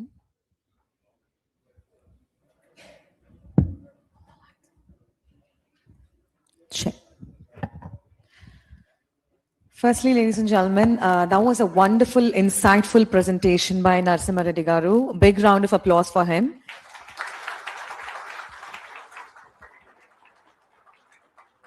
Not only did he ensure to cover everything about damage control, cutting edge technology, infrastructure, but he's also ensured to cover a secular model. Sir, thank you very much for the patience and to taking us all through this one. Yes. ఇప్పుడు హైదరాబాద్ నగర చరిత్రకు మరియు తెలంగాణ రాష్ట్ర భవితకు కొత్త దిశను చూపిస్తున్న honourable గౌరవనీయులు రాష్ట్ర ముఖ్యమంత్రి రేవంత్ రెడ్డి గారిని వేదిక మీదకి ఆహ్వానిస్తున్నాము to address the gathering. Hello sir, hearty welcome to you. Big round of applause please.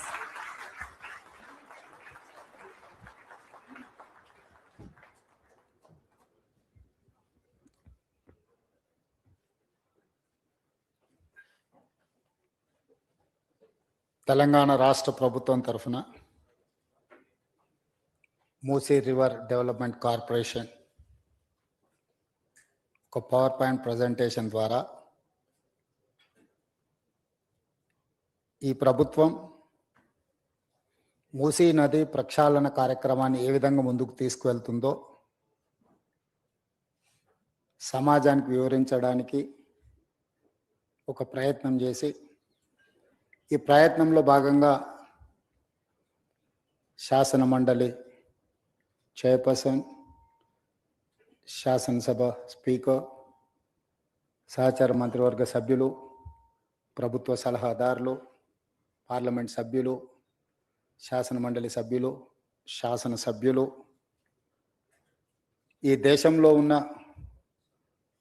ప్రముఖులను, నిర్మాణ సంస్థల్ని, ఎన్విరాన్మెంట్ ఎక్స్పర్ట్స్ని, క్లైమేట్ చేంజెస్ మీద రీసెర్చ్ స్కాలర్స్ని, అదేవిధంగా దేశం యొక్క ఆర్థిక వ్యవస్థను బలోపేతం చేయడానికి ప్రయత్నం చేస్తున్న ప్రముఖులను అందరినీ ఆహ్వానించి ప్రజల్ని ఆందోళనకు గురి చేసే విధంగా కొంతమంది ఉద్దేశపూర్వకంగా, ఇంకొంతమంది సంపూర్ణమైన సమాచారం లేకపోవడం వల్ల, అసంపూర్తి సమాచారంతో అర్ధ సత్యాలను ప్రచారం చేయడం వల్ల ఒక రకమైన ఆందోళన చాలామంది మనసుల్లో ఉంది. అందుకే ముఖ్యమంత్రిగానే కాదు, మున్సిపల్ శాఖ మంత్రిగా ఈ శాఖను నిర్వహించేటప్పుడు ప్రజలు ఒక బాధ్యతతో, ఒక నమ్మకంతో, ఒక విశ్వాసంతో మమ్మల్ని నమ్మి అధికారాన్ని అప్పచెప్పినప్పుడు ఈ అధికారాన్ని కాపలాదారుగా ఉపయోగించడమే తప్ప ఈ అధికారాన్ని ప్రజల మీద ఆధిపత్యం చెలాయించడానికి, వినియోగించడానికి ప్రభుత్వం సిద్ధంగా లేదు అని చెప్పడానికే ఈ ఒక ప్రయత్నం చేయడం జరిగింది. ఈ ప్రయత్నంలో పర్యావరణాన్ని ఏ విధంగా పరిరక్షించుకోవాలా, చరిత్రను ఒకసారి గమనించినప్పుడు చరిత్రలో నాగరికత ఏ ప్రాంతంలో అభివృద్ధి చెందినా నదీ పరివాహక ప్రాంతంలోనే నాగరికత విలసిల్లింది. ఆర్థిక వ్యవస్థ అభివృద్ధి చేయడానికి అది సముద్రపు ప్రాంతం కావచ్చు, నదులు కావచ్చు, నీటి ప్రవాహంతో కూడుకున్న ప్రాంతాలు కావచ్చు, ఈ ప్రాంతాలే అత్యధికంగా అభివృద్ధి చెందడానికి ఈరోజు మన అందరం చూస్తూ ఉన్నాం. I have visited Thames River, I have visited Hudson River in New York, I have visited Thames River in London, I have visited Seoul, I have visited Singapore, I have visited Dubai, I have visited many places, including Ahmedabad, Sabarmati riverfront. I have seen many places. I have understood what is required, what is our future plan. వీటన్నిటిని దృష్టిలో పెట్టుకొని మన రాష్ట్రము, మన దేశంలోనే కాకుండా ఇతర దేశాలలో అభివృద్ధి చెందిన దేశాలు, ఆర్థికంగా నిలబడ్డ దేశాలన్నిటిని కూడా గమనించి ఇతర రాష్ట్రాలు, ఇతర దేశాలు అభివృద్ధి పదం వైపు వేగంగా ప్రయాణం చేస్తుంటే ఇంకా మనం అభివృద్ధి నిరోధకులుగా మారి ఒక బృహత్ కార్యాచరణను తీసుకొని ముందు వెళ్లకుండా ఉంటే భవిష్యత్ తరాలు మనల్ని క్షమించవని ఆలోచన చేసి ఒక ప్రయత్నం చేద్దాము. ఈ మూసీ రివర్ డెవలప్మెంట్ ప్రోగ్రామ్ని మనం తీసుకోవాలని, ఈ ప్రోగ్రామ్ని ఒక బాధ్యతాయుతంగా నిర్వహించాలనే ప్రయత్నం చేస్తూనే ఉన్నాం. దాదాపుగా 27 నెలల మా ప్రభుత్వం ఏర్పాటు తర్వాత దాదాపుగా 2 సంవత్సరాల నుంచి నిరంతరం కొన్ని వందల వేల గంటలు నేను అధికారులతో కానీ, ఎక్స్పర్ట్స్తో కానీ, ఫైనాన్షియల్ కన్సల్టెంట్స్తో కానీ, ఎన్విరాన్మెంట్ కన్సల్టెంట్స్తో అందరితో కూర్చొని క్షుణ్ణంగా ప్రతి ఒక్క అంశాన్ని ఏ విధంగా ముందుకు తీసుకెళ్ళాలి, ఏ విధంగా ఈ రాష్ట్రాన్ని, ఈ నగరానికి ఒక గొప్ప చరిత్ర ఉంది. కులీ కుతుబ్ షాయిలు, నిజాం సర్కారులో హైదరాబాద్ నగరాన్ని నిర్మిస్తే, నిజాం అండ్ బ్రిటిషర్ సికింద్రాబాద్ నగరాన్ని నిర్మిస్తే, గత పాలకులు చంద్రబాబు నాయుడు గారు, రాజశేఖర రెడ్డి గారు హయాంలో సైబరాబాద్ నగరాన్ని నిర్మిస్తే ఈ రోజు outer ring road inside core urban region దాదాపుగా 2100 స్క్వేర్ కిలోమీటర్స్, 1,34,00,000 జనాభా ఈరోజు నివసిస్తున్నారు. ఇంత జనాభాకు అవసరమైన తాగునీరే కానీ, పరిశ్రమలకు కానీ, అభివృద్ధి కోసం ఏ రకమైన ప్రణాళికలు చేపట్టాలని ఆలోచన చేసినప్పుడు కృష్ణానది జలాలను, గోదావరి నది జలాలను ఈ ప్రాంత ప్రజల యొక్క దాహార్తిని తీర్చడానికి స్వతంత్ర భారతదేశంలో మనం ప్రయత్నం చేసినాం. కానీ ఒక గొప్ప విషయం ఈరోజు గమనించాల్సిన అవసరం ఉంది. నిజాం రాజు అయి ఉండొచ్చు, చక్రవర్తి అయి ఉండొచ్చు, నిజాం గారి మీద రకరకాల అభిప్రాయాలు చాలా మందికి ఉండొచ్చు, చాలా మంది నిజాం పరిపాలన ఒప్పుకొని ఉండొచ్చు, ఒప్పుకోకపోయి ఉండొచ్చు. కానీ నిజాంను ఒక విషయంలో మనందరం ఈరోజు ఆదర్శంగా తీసుకొని అభినందించాల్సినంత గొప్ప పనులు చేశాం. 1908లో ఉప్పెన వచ్చి ఈ నగరాన్ని కమ్మేసినప్పుడు 10 నుంచి 15,000 మంది ప్రాణాలు పోయినప్పుడు ఈసా నది, మూసా నది ఈ నగరంని కప్పేసి ఉప్పెనగా మారి వేలాది మంది ప్రాణాలను బలిగొన్నప్పుడు నిజాం ప్రభువులు చెల్లించిపోయి ఈ నగరంలో ప్రజలకు ఈ ప్రమాదం ఉండకూడదు, ఏమి చెయ్యాలని ఆలోచన చేసి 1908 వచ్చిన ఫ్లడ్స్లో ప్రపంచంలోనే ఎక్స్పర్ట్స్ కోసం టెండర్ పిలిచి మోక్షగుండం విశ్వేశ్వరయ్యను ఒక గొప్ప ఇంజనీర్ని ఈ వరదల్ని నియంత్రించడానికి, ఈ ఉపద్రవం నుంచి తన నగరాన్ని తన ప్రజల్ని కాపాడుకోవడానికి ప్రణాళిక సిద్ధం చేసి ఆనాడు వారిచ్చిన ఆదేశాల మేరకు మోక్షగుండం విశ్వేశ్వరయ్య ఇచ్చిన డిజైన్స్ అనంతగిరి కొండల్లో నుంచి వచ్చే ముసా నది, పరిగి ప్రాంతం నుంచి వచ్చే ఈసా నది, ఈ రెండింటి యొక్క వరదల్ని నియంత్రించడానికి, నియంత్రించిన నీళ్లను ప్రజలకు ఉపయోగించడానికి ఒక పక్కన హిమాయత్ సాగర్, ఇంకొక పక్కన ఉస్మాన్ సాగర్ని నిర్మించి 1921 104 సంవత్సరాల క్రితం నిర్మించిన ఉస్మాన్ సాగర్, హిమాయత్ సాగర్ ఈ రోజుకి హైదరాబాద్ ప్రజల యొక్క దాహార్తిని తీరుస్తున్నాయి. 100 సంవత్సరాలు పూర్తయిన చెక్కు చెదరకుండా కట్టడాలు వరదల్ని నియంత్రించడమే కాకుండా హైదరాబాద్ నగర ప్రజల్ని కాపాడడమే కాకుండా ఈ నగరానికి వ్యాపారం కోసము, విద్య కోసము, ఉపాధి కోసం వచ్చే కోట్లాది మంది దాహార్తిని తీర్చే ప్రాజెక్టులుగా ఈరోజు ఒక గొప్ప మన్నన పొందిన ప్రాజెక్టులు నిజాం ప్రభు నిర్మించింది. 110 సంవత్సరాల క్రితము నిజాం సర్కారే ఇంత గొప్ప విజన్ తోటి నదీ పరివాహక ప్రాంతాన్ని కేవలం తాగునీరు కోసం ఉపయోగించలే.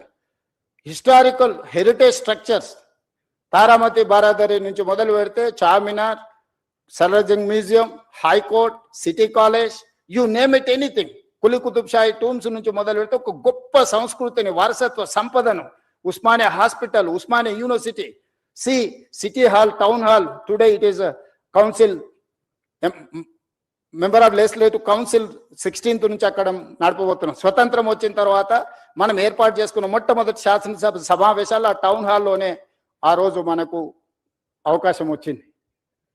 ఈ విధంగా ఒక గొప్ప వారసత్వ సంపదను, ఒక గొప్ప గుర్తింపును ప్రపంచంలోనే ఒక మేటి నగరంగా నిజాం సర్కార్ మనకు అందించిన ఈ హైదరాబాద్ నగరాన్ని ఇలాగే వదిలేద్దామా? ప్రపంచంలో జరుగుతున్న పరిణామాలు, పర్యావరణ మార్పులను పరిగణలోకి తీసుకోవాల్సిన అవసరం ఉన్నదా లేదా మనందరం ఆలోచన చేయాలి.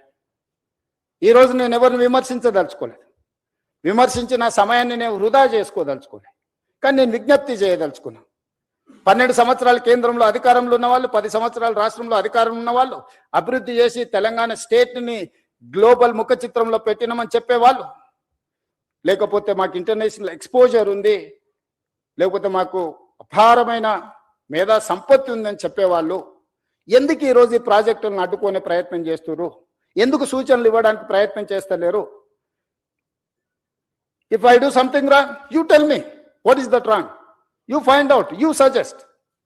I'm there to take your suggestions, I'm there to implement your suggestions, but you are simply saying that no. No is not solution for Musi Rejuvenation. This is what my answer. This is how I am going to react. ఈ రోజు ఏం చెయ్యాలనుకుంటున్నామో సాంకేతిక పరంగా ప్రపంచంలో ఎక్స్పర్ట్స్ని అందరిని ఒక దగ్గర కూర్చోబెట్టి, మన్హాటన్ నుంచి మొదలు పెడితే Cushman Wakefield, Rio, these are the world's best experts in financial consultants, in water reservation and construction side. So we are paying almost 160 crores for those consultants for this project. We have not appointed this consultant just like that. We have called global tenders. We have seen everything. We have seen their completion projects. ఇట్లాంటివన్నిటిని పరిగణలోకి తీసుకొని ఒక మంచి ఉద్దేశంతో ఈ నగరాన్ని రక్షించుకోవాలి. ఈ రోజు 1,34,00,000 జనాభా ఉంది. 2050కి నెక్స్ట్ 25 ఇయర్స్లో, 24 ఇయర్స్లో 2,80,00,000 జనాభాకి మనం చేరుకోబోతున్నాము. ఈ ప్రజలకు అందరికీ కూడా జవాబు ఇవ్వాల్సిన బాధ్యత, ఈ ప్రజలకు మౌలిక వసతులను ఏర్పాటు చేయాల్సిన బాధ్యత మా ప్రభుత్వం మీద ఉన్నది, ప్రజలు ఎన్నుకున్న ప్రభుత్వం మీద ఉన్నది. ఆనాడు చంద్రబాబు నాయుడు గారు, రాజశేఖర రెడ్డి గారు ఔటర్ రింగ్ రోడ్డు, అంతర్జాతీయ ఎయిర్పోర్టు, హైటెక్ సిటీ, అంతర్జాతీయ స్థాయికి సంబంధించిన Microsoft, Infosys or any other Google లాంటి సంస్థల్ని ఈ నగరానికి తేకపోయి ఉంటే ఈరోజు మన ఆర్థిక వ్యవస్థ బాగుపడి ఉండేదా? ఈరోజు ప్రపంచంలో మనకు గుర్తింపు వచ్చి ఉండేదా? 94 to 2004 TDP, 2004 to 2014 Congress, 2014 to 2024 TRS. But all we have made all policies from 94 to 2014. All these 25 years we have planned like anything. We may have a political differences, we may have a issue-based arguments, but we have not defeated our policies. There is no policy paralysis in our government. Today also I'm continuing all those policies from 94 to 2024. All these 30 years, whatever the then governments have taken certain policies, the best policy, the best practice is I'm continuing. The other issues, wherever I'm getting some problem, wherever I'm getting some feedback, I'm improving my policies. I've changed my working style. You know, I'm an aggressive speaker in political platform. People have seen only one face. Today I wanted to show my other face. Today I got a responsible position. I have to deliver. I cannot sit just like that. ఇంత పెద్ద బాధ్యత ఇచ్చినప్పుడు ఏమి చేయకుండా కూర్చొని 16-17 మంది ముఖ్యమంత్రులు ఉమ్మడి రాష్ట్రంలో తెలంగాణ రాష్ట్రంలో వస్తే కొద్ది మందే గుర్తున్నారు. ఎందుకు? వాళ్ళు చరిత్రకు అవసరమైన భవిష్యత్ తరాలకు అవసరమైన ప్రణాళికలు రచించి సరైన నిర్ణయాలు తీసుకోవడం వల్ల ఈరోజు చరిత్ర వాళ్ళని గుర్తుపెట్టుకున్నది. నిజాం పోయినా, నిజాం వారసులు లేకపోయినా ఈరోజు అభివృద్ధి అనే ప్రణాళికల మీద చర్చ చేసినప్పుడు నిజాం గురించి మనం ఎందుకు చర్చించుకుంటున్నాం? రాచరికంలో ఉన్న ఒక రాజు గురించి ఈరోజు మనం అతన్ని చర్చించకుండా మనకు చరిత్రనే లేదు. అతను నిర్మించిన వారసత్వ సంపదను వినియోగించకుండా మన అభివృద్ధి ప్రణాళికలే లేవు. Charminar, it is not symbol of Charminar, just tourism spot. He has designed everything around Charminar. You go and see special economic, he has created special economic zone. మీకు అక్కడ పర్ల్స్ మన దగ్గర ఉత్పత్తి, వరల్డ్స్ బెస్ట్ పర్ల్స్ మీకు చార్మినార్ దగ్గర దొరుకుతాయి. World's best bangles Charminar దొరుకుతాయి. మీకు పత్తర్ గట్టి, కబూతర్ ఖానా, Mozamjahi market, you see everything.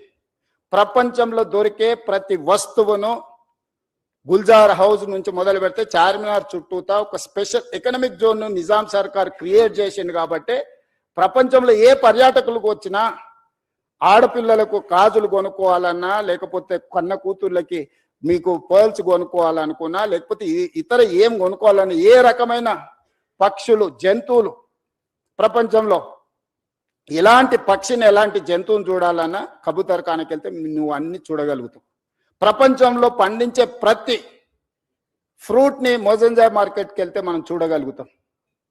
ప్రపంచంలో ఉండే ప్రతి వస్తువును ఆ చార్మినార్ చుట్టూతా ఒక స్పెషల్ ఎకనామిక్ జోన్. సో ప్రతి అంశాన్ని నిజాం ఆ రోజు విజువలైజ్ చేసి భవిష్యత్ తరాలకు ఏం అవసరం ఉందో ఒక స్పెషల్ ఎకనామిక్ జోన్ని మనకి ఇచ్చింది. ఎడ్యుకేషన్ ఇన్స్టిట్యూట్, ఉస్మానియా యూనివర్సిటీ నుంచి Nizam college, Aliya junior college, NIMS orthopaedic, Niloufer hospital, you see every specialisation. ఈ రోజు కార్పొరేట్ హాస్పిటల్స్ మేము స్పెషలైజ్ చేసినాం, స్పెషలైజ్డ్ హాస్పిటల్స్ ప్రారంభించినాం అని ఈ రోజు చెప్తారు. కానీ 100 years back, way back, Nizam has created everything. ఇంత అద్భుతమైన నగరాన్ని మనకు వారసత్వం ఇస్తే ఈ గొప్ప మూసా నది, ఈసా నది సంగమం, ఎక్కడైతే సముద్రాల సంగమం, నదుల సంగమం ఉందో, మహాత్మా గాంధీ గారిని ఆనాటి దుర్మార్గులు పొట్టన పెట్టుకుంటే వారి అస్థికలను, వారి స్ఫూర్తినివ్వడానికి వివిధ రాష్ట్రాలకు, దేశంలో వివిధ ప్రాంతాలలో పెట్టారు. కన్యాకుమారి దగ్గర 2 సముద్రాలు కలిసే చోట మహాత్మా గాంధీ గారి యొక్క అస్థికలను పెట్టడం ద్వారా ఈరోజు అదొక పెద్ద పర్యాటక కేంద్రంగా ప్రపంచం అంతా అక్కడికి వచ్చి చూస్తుంది. కన్యాకుమారిలో ఏదైతే నిర్ణయం తీసుకొని పెట్టినరో ఈరోజు మూసా, ఈసా నదుల సంగమం లంగర్ హౌస్లో కూడా బాపు ఘాట్ కూడా అలాంటిదే. కానీ బాపు ఘాట్ ఎందుకు కనుమరుగైంది? బాపు ఘాట్ ఉంది, 2 నదుల సంగమం అని ఇక్కడ ఉన్న ఎంతమంది మనం గుర్తించి మనం ఆ ప్రాంతాన్ని చూడడానికి మనం వెళ్తున్నాం? ఎందుకు మనం ఇంత వారసత్వ సంపదను మనం ఎందుకు కోల్పోతున్నాం? ఈ రోజు మూసా నది, ఈసా నదితో మూసీ నదిని పునరుజ్జీవింపజేయడానికి సమస్య అవుతుంది అనుకున్నప్పుడు ఈరోజు గోదావరి నదీ జలాలను 20 TMCలను తరలించి దాదాపుగా 2.5-3 TMCలు నిరంతరం హైదరాబాద్ నగరంలో ప్రవహించే మూసీ నదిలో కంటిన్యూస్ గా ఆ నీటిని ప్రవహింపజేయాలని, మిగతా 17.5 TMC హైదరాబాద్ నగర ప్రజల యొక్క దాహార్తిని తీర్చడానికి ఈరోజు పనులను ప్రారంభించిన. ఈ రోజు మీరు ఎంతసేపు ఉన్న రంగారెడ్డి జిల్లా హైదరాబాద్కు పరిమితం అయిపోయి ఆలోచన చేస్తున్నాం. ఈ రోజు ఇక్కడ నివాసాలు ఏర్పరచుకున్న వాళ్ళకి జరుగుతున్న సమస్యల గురించి మనం చర్చిస్తున్నాం. నేను కూడా సానుభూతితో ఉన్నాను. కానీ కిందున్న నల్గొండ గురించి ఒకరైనా ఆలోచన చేస్తుండ్రా?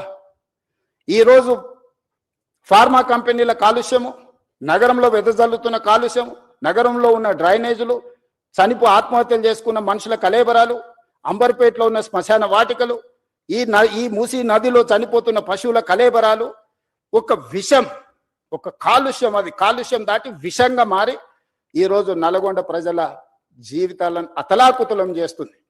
ఒక స్టడీస్ ప్రకారము world health organisation has given no, ఇక్కడ లివబుల్ కండిషన్స్ ఇది నివాస యోగ్యమైన ప్రాంతం కాదు బికాజ్ ఆఫ్ ఫ్లోరైడ్ అని చెప్పి ఒక పక్కన నల్గొండ ప్రజలకు ప్రకృతే ఒక శిక్ష విధిస్తే, ఈరోజు మానవ తప్పిదాల వల్ల ఈరోజు మూసీ నది పరివాహక ప్రాంతంలో ఉన్న గ్రామాలు భువనగిరి నుంచి ఆలేరు వరకు, ఆ కిందికి వెళ్తే వాడపల్లి వరకు వెళ్తే ఆ నదీ పరివాహక ప్రాంతంలో నివసిస్తున్న వాళ్లకు ఆడపిల్లలకు పెళ్లి అయితే ప్రెగ్నెన్సీ ప్రాబ్లమ్స్ ఉన్నాయి.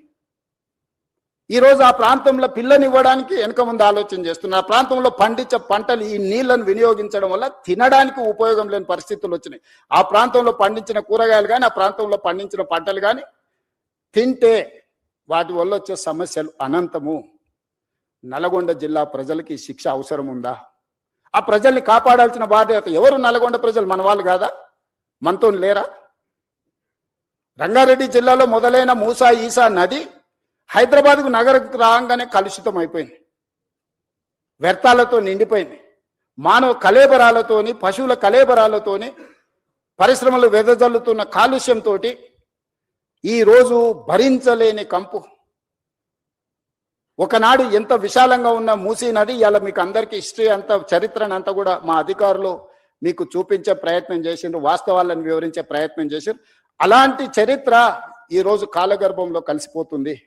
మన చరిత్రను మనమే ఉద్దేశపూర్వకంగా రాజకీయ అవసరాల కోసం, రాజకీయ ప్రయోజనాల కోసం దీన్ని చరిత్ర కాలగర్భంలో కలిపేద్దామా, లేకపోతే నగరం యొక్క చరిత్రను పునరుజ్జీవింపజేసుకుందామా? ఈరోజు మేము తీసుకొస్తున్న ప్రాజెక్ట్ ఎవరికి వ్యతిరేకం కాదు. ఈరోజు ఒకప్పుడు హైదరాబాద్లో 30 ఫీట్ల రోడ్లు ఉండేవి. అంతెందుకు, అత్యంత శ్రీమంతులు నివసించే Jubilee Hills road number 36 almost 25-30 feet road ఉండే. I've seen that road. మేము పోయేవాళ్ళం. ఈరోజు 150 ఫీట్లకు విస్తరించిన రోడ్ నెంబర్ 45 40 ఫీట్లు ఉండేది. ఈరోజు 150 ఫీట్ రోడ్ అయింది. ఈరోజు పంజగుట్ట నుంచి పైకి పోయేదానికని మీరు చూడండి, ఏ రోడ్లు అయినా, ఫ్లైఓవర్లు అయినా, ఓల్డ్ సిటీలో, ఈరోజు ఓల్డ్ సిటీలో సాలార్జంగ్ మ్యూజియం నుంచి ప్రతి ఏరియాలో ఇరుకైన సందులు, నిజాం కట్టిన పట్టణం కాబట్టి ఆ రోజు ఉన్న పరిస్థితుల ప్రకారం రోడ్లు వేస్తే, ఈ రోజు ఓల్డ్ సిటీలో ఉండే ప్రజలు వాళ్ళే ముందుకొచ్చి స్వచ్ఛందంగా మా రోడ్లను విస్తరించండి, మేము స్వచ్ఛందంగా ముందుకు వస్తాము, మాకు నష్టపరిహారం ఇవ్వండి అంటే, ఈరోజు ఓల్డ్ సిటీలో మెట్రో విస్తరించడానికి గౌలిగూడ నుంచి ఫలక్నమా నుంచి చంద్రాయన్గుట్ట వరకు ఈ రోడ్ల విస్తరణ కార్యక్రమాలు వేగంగా జరుగుతున్నాయి. మనం మెట్రో రైలు నిర్మించుకోవడానికి ఇవాళ ఓల్డ్ సిటీలో ఉన్న పౌరులందరూ ముందుకొచ్చి, ప్రజాప్రతినిధులందరూ ముందుకొచ్చి, అక్కడ ఉన్న ఎమ్మెల్యేలు, ఎంపీలు అందరూ ముందుకొచ్చి ప్రభుత్వానికి విజ్ఞప్తి చేసి, మేము కూడా ప్రపంచంతో పోటీ పడే విధంగా అభివృద్ధి చెందాలనుకుంటున్నాం. ఇంకెంతకాలం మేము ఈ మురికి కూపంలో మేము జీవించదలుచుకోలేదు, మాకు సరైన నష్టపరిహారం ఇచ్చి మా ప్రాంతాన్ని అభివృద్ధి చేయండి అని ఆ పార్లమెంట్ సభ్యుడు, ఆ శాసనసభ్యులు ముందుకు వస్తే ఈరోజు వేలాది కోట్ల రూపాయలు అక్కడ ఈ నగర అభివృద్ధి కోసం, ఈ రోడ్ల విస్తరణ కోసం, ఎలివేటెడ్ కారిడార్ల కోసం, మెట్రో రైల్ కోసం, మిరాలం ట్యాంక్ కేబుల్ బ్రిడ్జ్ కోసం ఈరోజు మనం వేల కోట్ల రూపాయలు ఖర్చు పెడుతున్నాం. ఈరోజు మా ఆలోచన, మా ప్రభుత్వం యొక్క ఉద్దేశం ఎవరికో నష్టం కలిగించాలని కాదు. ఎవరైనా మూసి మురికి, ఇప్పుడు మీరు చూసిండ్రు ఎంత కాలుష్యం ఉందో, ఎవరైనా కోరుకొని అక్కడ జీవించాలని అనుకుంటాడా? ఏ ఆధారం లేనోళ్ళు, ఎలాంటి ఆదరణ లేనోళ్ళు, ఏ ప్రభుత్వం ఏం వసతులు కల్పించినప్పుడు ఇక చివరి మజిలీగా మూసీ నది పరివాహక ప్రాంతంలో వాళ్ళు నివసించాలనుకుంటున్నారు. అక్కడున్న దోమలు, అక్కడున్న కంపు, అక్కడున్న మురికి, వాళ్ళ పిల్లలు పొద్దున్న లేస్తే బడికి పోవడానికి బడి లేదు, వాళ్ళకు వైద్యం లేదు, ఆ పిల్లలకు ఆడుకోవడానికి చిన్న ఆట స్థలం లేదు, నివసించడానికి ఒక కుటుంబం భార్యాభర్తలు కలిసి ఉండడానికి కూడా అక్కడ వసతులు లేవు. వర్షాలు వచ్చినప్పుడు, వరద వచ్చినప్పుడు ప్రాణాలు అరచేత పట్టుకొని అర్ధరాత్రి పూట పరిగెత్తాలి ఎక్కడికో. నిల్వ నీడ లేని వాళ్ళే ఈరోజు మూసీ నది పరివాహక ప్రాంతంలో ఈరోజు నివసిస్తున్నారు. ఇవాళ మూసీ పరివాహక ప్రాంతంలో అటొక కిలోమీటర్ ఇటొక కిలోమీటర్ మొత్తం ఆక్రమించుకొని బుల్డోజర్లు తీసుకొచ్చి మొత్తం కూలగొట్టేస్తాడు రేవంత్ రెడ్డి అంటుండు. అసలు ఏమైనా చదువుకున్న వాళ్ళు లేకపోతే లోక పరిజ్ఞానం ఉండే వాళ్ళు మాట్లాడే మాటలేనా? Why should I do all those things? Government of India, central water commission, Jal Shakti ministry, they have notified certain norms. అది నేను చేసింది కాదు, కేంద్ర ప్రభుత్వం తీసుకొచ్చిన చట్టాలు. కేంద్ర ప్రభుత్వంలో అధికారంలో ఉన్న వాళ్ళు, పార్లమెంట్ సభ్యులు ఉన్న వాళ్ళు పార్లమెంట్లో చట్టం వచ్చినప్పుడు గొప్పగా ఉందని బల్లలు చేర్చి ఆ చట్టాన్ని చేస్తారు. ఆ చట్టాన్ని తెలంగాణలో ఇంప్లిమెంట్ చేస్తామంటే మేము అడ్డం పడతామంటారు. ఈ విచిత్రం, ఇలాంటి ఆలోచనలని మనమందరం నియంత్రించాల్సిన అవసరం ఉంది. మనం మాట్లాడాలి. బాగున్నది అనుకున్న వాళ్ళేం ఏమనడం లేదు, అడ్డుకోవాలనుకున్న వాళ్ళేం గట్టిగా అరుస్తున్నారు. ఈ రెండింటికున్న చిన్న తారతమ్యాన్ని ఈరోజు నదీ పరివాహక ప్రాంతాన్ని పునరుజ్జీవింపజేయడమే కాదు, నదీ పరివాహక ప్రాంతంలో ఒక సంస్కృతిని, ఒక కల్చరల్ కనెక్ట్ని, ఒక హెరిటేజ్ కనెక్ట్ని, ఒక ఎకనామిక్ జోన్ని, ఈరోజు లేక్ రిజర్వేషన్, నేను హైదరాబాద్ తీసుకొచ్చినప్పుడు చాలా మంది చాలా రకాలుగా బాధపడ్డారు, చాలా రకాలుగా శాపనార్థాలు పెట్టిండ్రు.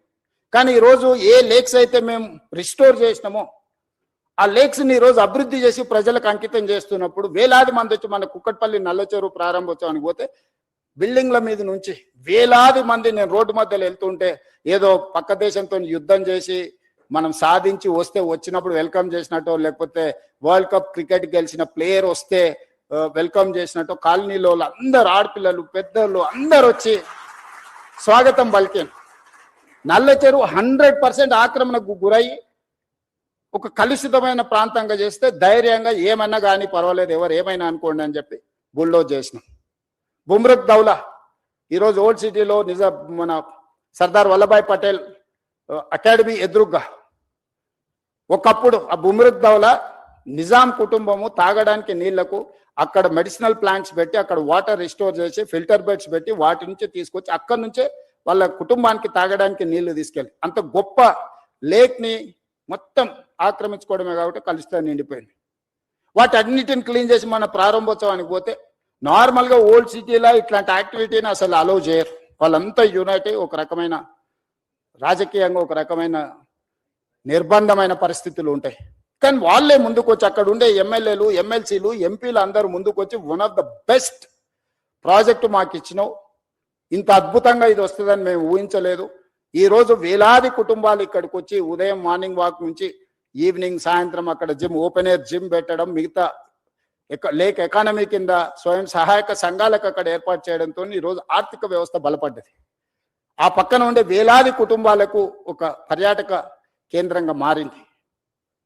ఈరోజు ప్రతి అంశాన్ని సాంకేతికంగా ఒక మానవీయ కోణంలో హ్యూమన్ టచ్ మేము ఎక్కడ మిస్ కాలే. ఎవరు అక్కడ నివసించాలని కోరుకోరు. ఇవాళ మాట్లాడుతున్న వాళ్ళు దాని పక్కన నివసించగలరా? ఇవాళ అడ్డుకుంటున్న వాళ్ళని ఒక 3 నెలలు వాళ్ళ కుటుంబ సభ్యులతోనే అక్కడ ఉండమనుండ్రి.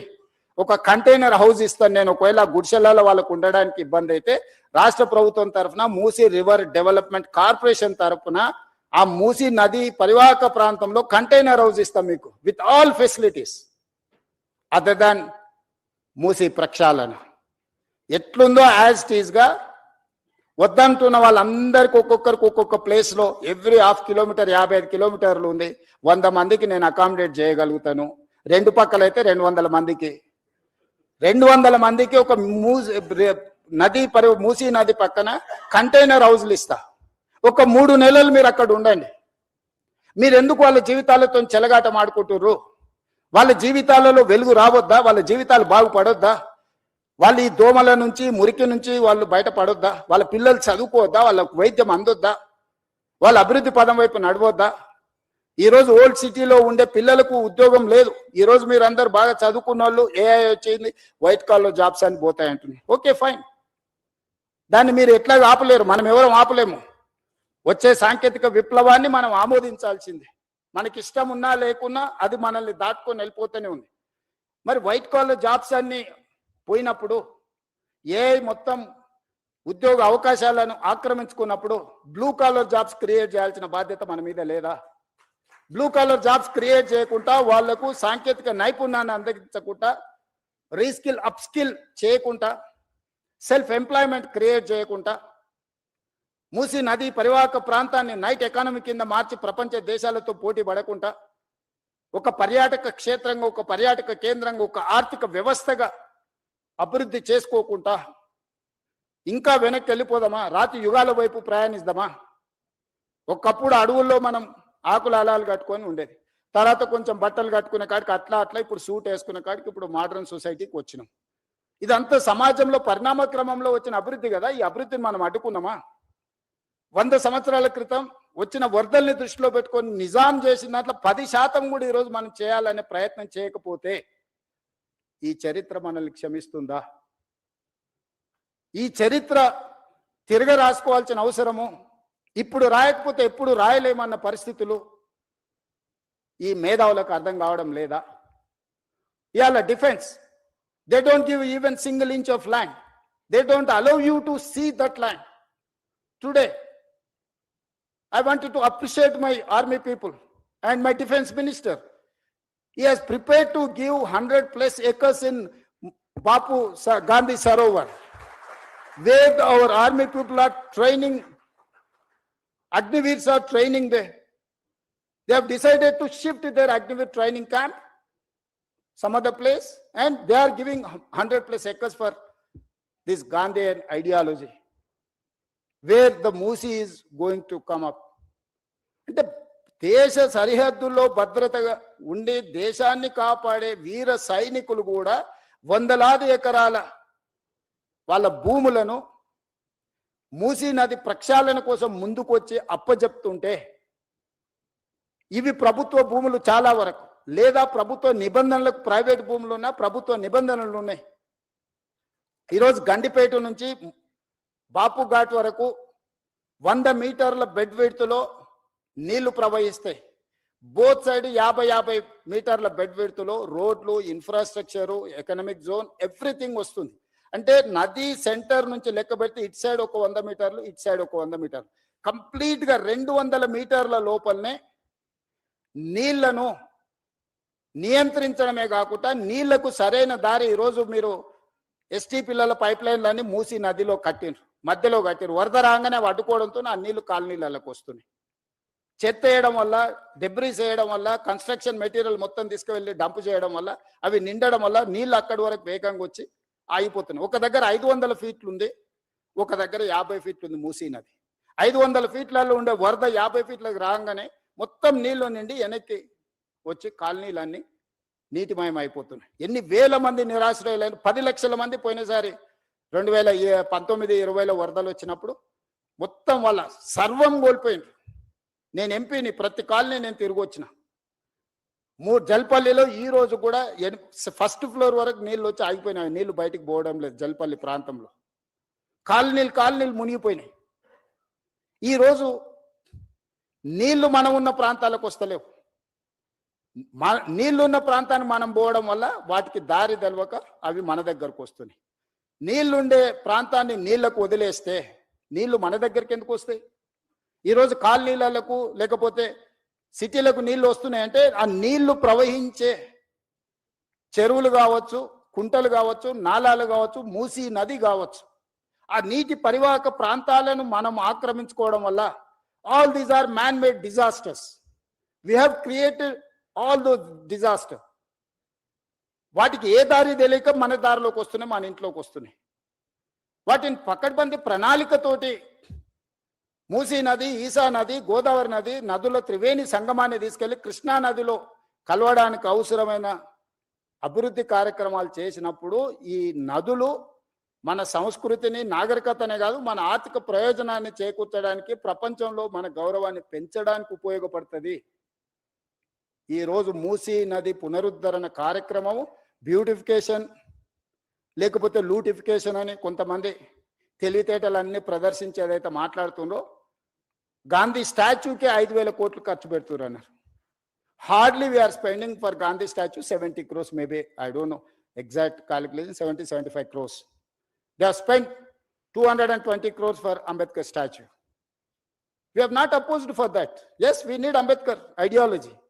At the same time, we need Gandhian ideology. Yes, conquer one country without any violence, with peace. He won one war. ప్రపంచంలో ఒక యుద్ధాన్ని శాంతితోని గెలవచ్చని ప్రపంచానికి గొప్ప సందేశం ఇచ్చిన వ్యక్తి ఎవరంటే మహాత్మా గాంధీ. ఒక దేశం యొక్క స్వతంత్రాన్ని శాంతి ద్వారా సాధించిన వాళ్ళు ఈ భూమి మీదనే పుట్టలేదు ఇంతవరకు. ఈ ప్రపంచంలో ఎవరికి అంత గొప్ప చరిత్ర లేదు. 30 సంవత్సరాలు బ్రిటిషర్స్కి వ్యతిరేకంగా పోరాటం చేస్తే గాంధీ మీద కూడా లాఠీ ఎత్తలే. కానీ స్వతంత్రం వచ్చిన 6-7 నెలలనే కొంతమంది బుల్లెట్తో పొట్టన పెట్టుకున్నారు గాంధీని. వాళ్ళు కూడా నీతులు చెప్తారు. ఇంకా నేనేం చెప్పాలి?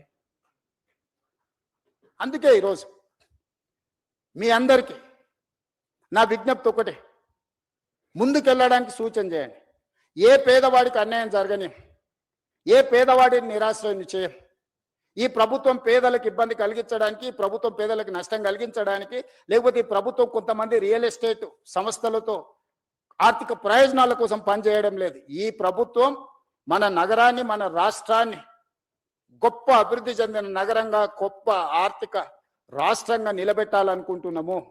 ఇందులో మనం అందరం భాగస్వాములము. ఈ రోజు మనం చేయబోయే పని 100 సంవత్సరాల క్రితం నిజాం చేసిన పనుల్ని ఈ రోజు మనం ఆస్వాదిస్తున్నాము. ఈ రోజు మనకు తాగడానికి నీళ్ళంటే గండిపేట వైపు చూడాలి, హిమాయత్ సాగర్ వైపు చూడాలి. పిల్లలు పర్యాటక క్షేత్రానికి వెళ్ళాలనుకుంటే గండిపేట హిమాయత్ సాగర్ దగ్గరికి వెళ్ళాలి. 100 సంవత్సరాల క్రితం వారసత్వ సంపదను నిజాం అందించింది కాబట్టి చార్మినార్ చూడడానికి వెళ్తున్నాం. అంతకంటే ముందున్న గోల్కొండ దగ్గరికి వెళ్తున్నాము.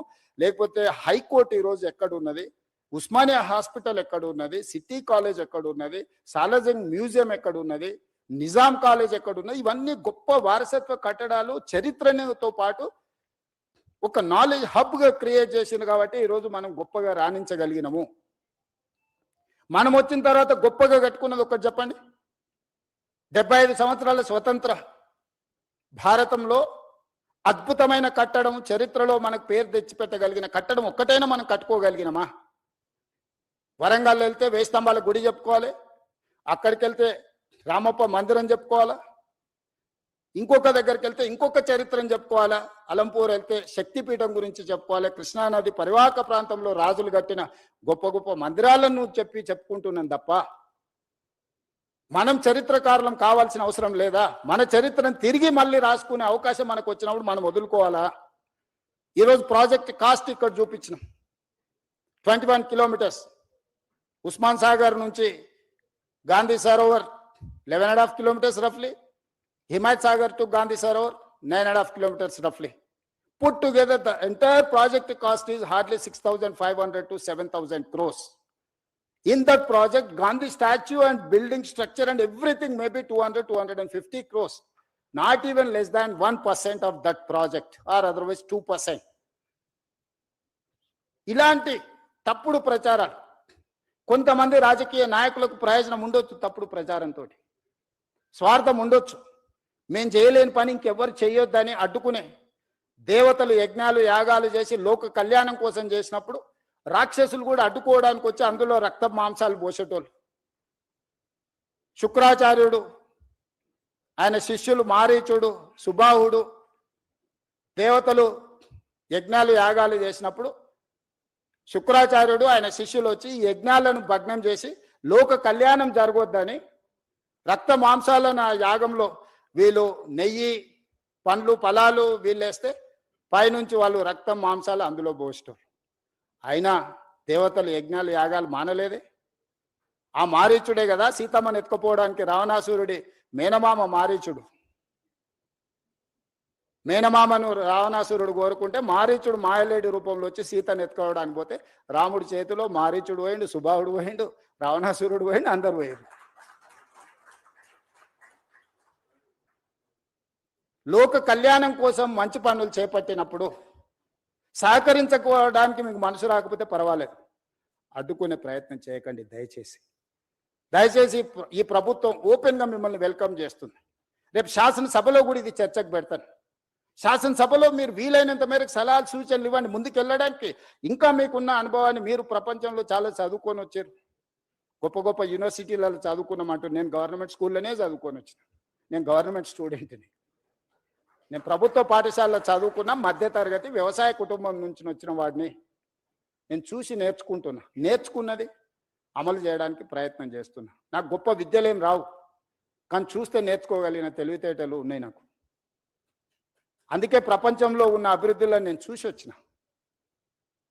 సేయింగ్ ఇస్ బిలీఫ్ అంటారు, నకల్ మారనేకి వెళ్ళి అకల్ రహనా అంటారు. ఇన్ని ప్రాజెక్టులను చూసినాము, కనీసం వాటి నకలు కొట్టినా కూడా ప్రపంచంలో ఒక గొప్ప అద్భుతమైన కట్టడాన్ని మనం కట్టొచ్చు.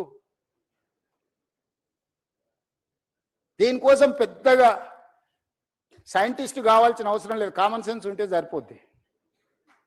అది కూడా లేకుండా మాట్లాడితే ఇంకా నేను చేయగలిగింది ఏముంది, జాలిపడడం తప్ప.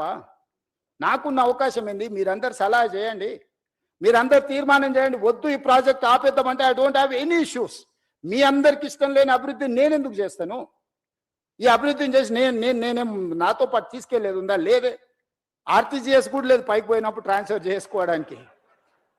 పోస్ట్ డేటెడ్ చెక్స్ ఇచ్చినా కూడా పైన పోయినాక ఎన్కాష్ చేసుకోవడానికి ఏం లేదు. ఏం చేసినా ఇక్కడనే వదిలేళ్ళాలి, ఏం సంపాదించినా ఇక్కడనే వదిలేళ్ళాలి.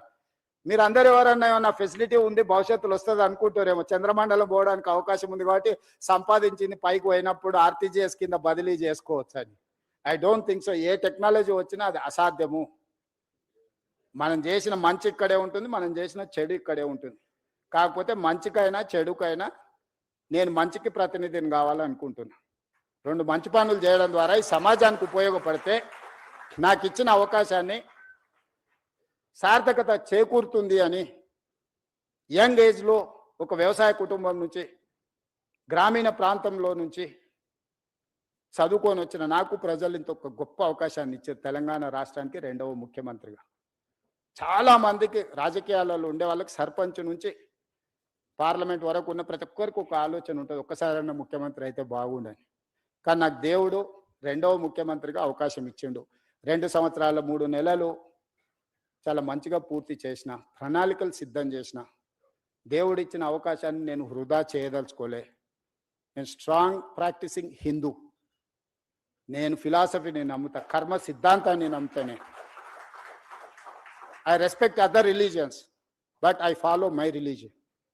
నేను ప్రాక్టీసింగ్ హిందూని. ప్రాక్టీసింగ్ హిందూ అని అంటే కర్మ సిద్ధాంతాన్ని, మంచిని మంచు చెడుని చెడు అనడమే ప్రాక్టీసింగ్ హిందూ యొక్క లక్షణం. అందుకే ఈరోజు ఈ ప్రాజెక్ట్ ఎవరికి వ్యతిరేకం కాదు. ఈ ప్రాజెక్టు ఎవరి ఆస్తులను గుంజుకోవడానికి కాదు. ఈ ప్రాజెక్ట్ అనేది భవిష్యత్ తరాల కోసం మనందరం కలిసి నిర్మించుకుంటున్న ప్రాజెక్ట్. ఇది నా ఒక్కడి వల్ల కాదు. ఇలా పవర్ పాయింట్ ప్రజెంటేషన్ చేయడానికి ఎన్నో రాత్రులు, ఎన్నో గంటలు, ఎంతో మంది ప్రయత్నం చేస్తే ఆ డీటెయిల్ ప్రాజెక్ట్ రిపోర్ట్ ఈరోజు సిద్ధం చేసినాము.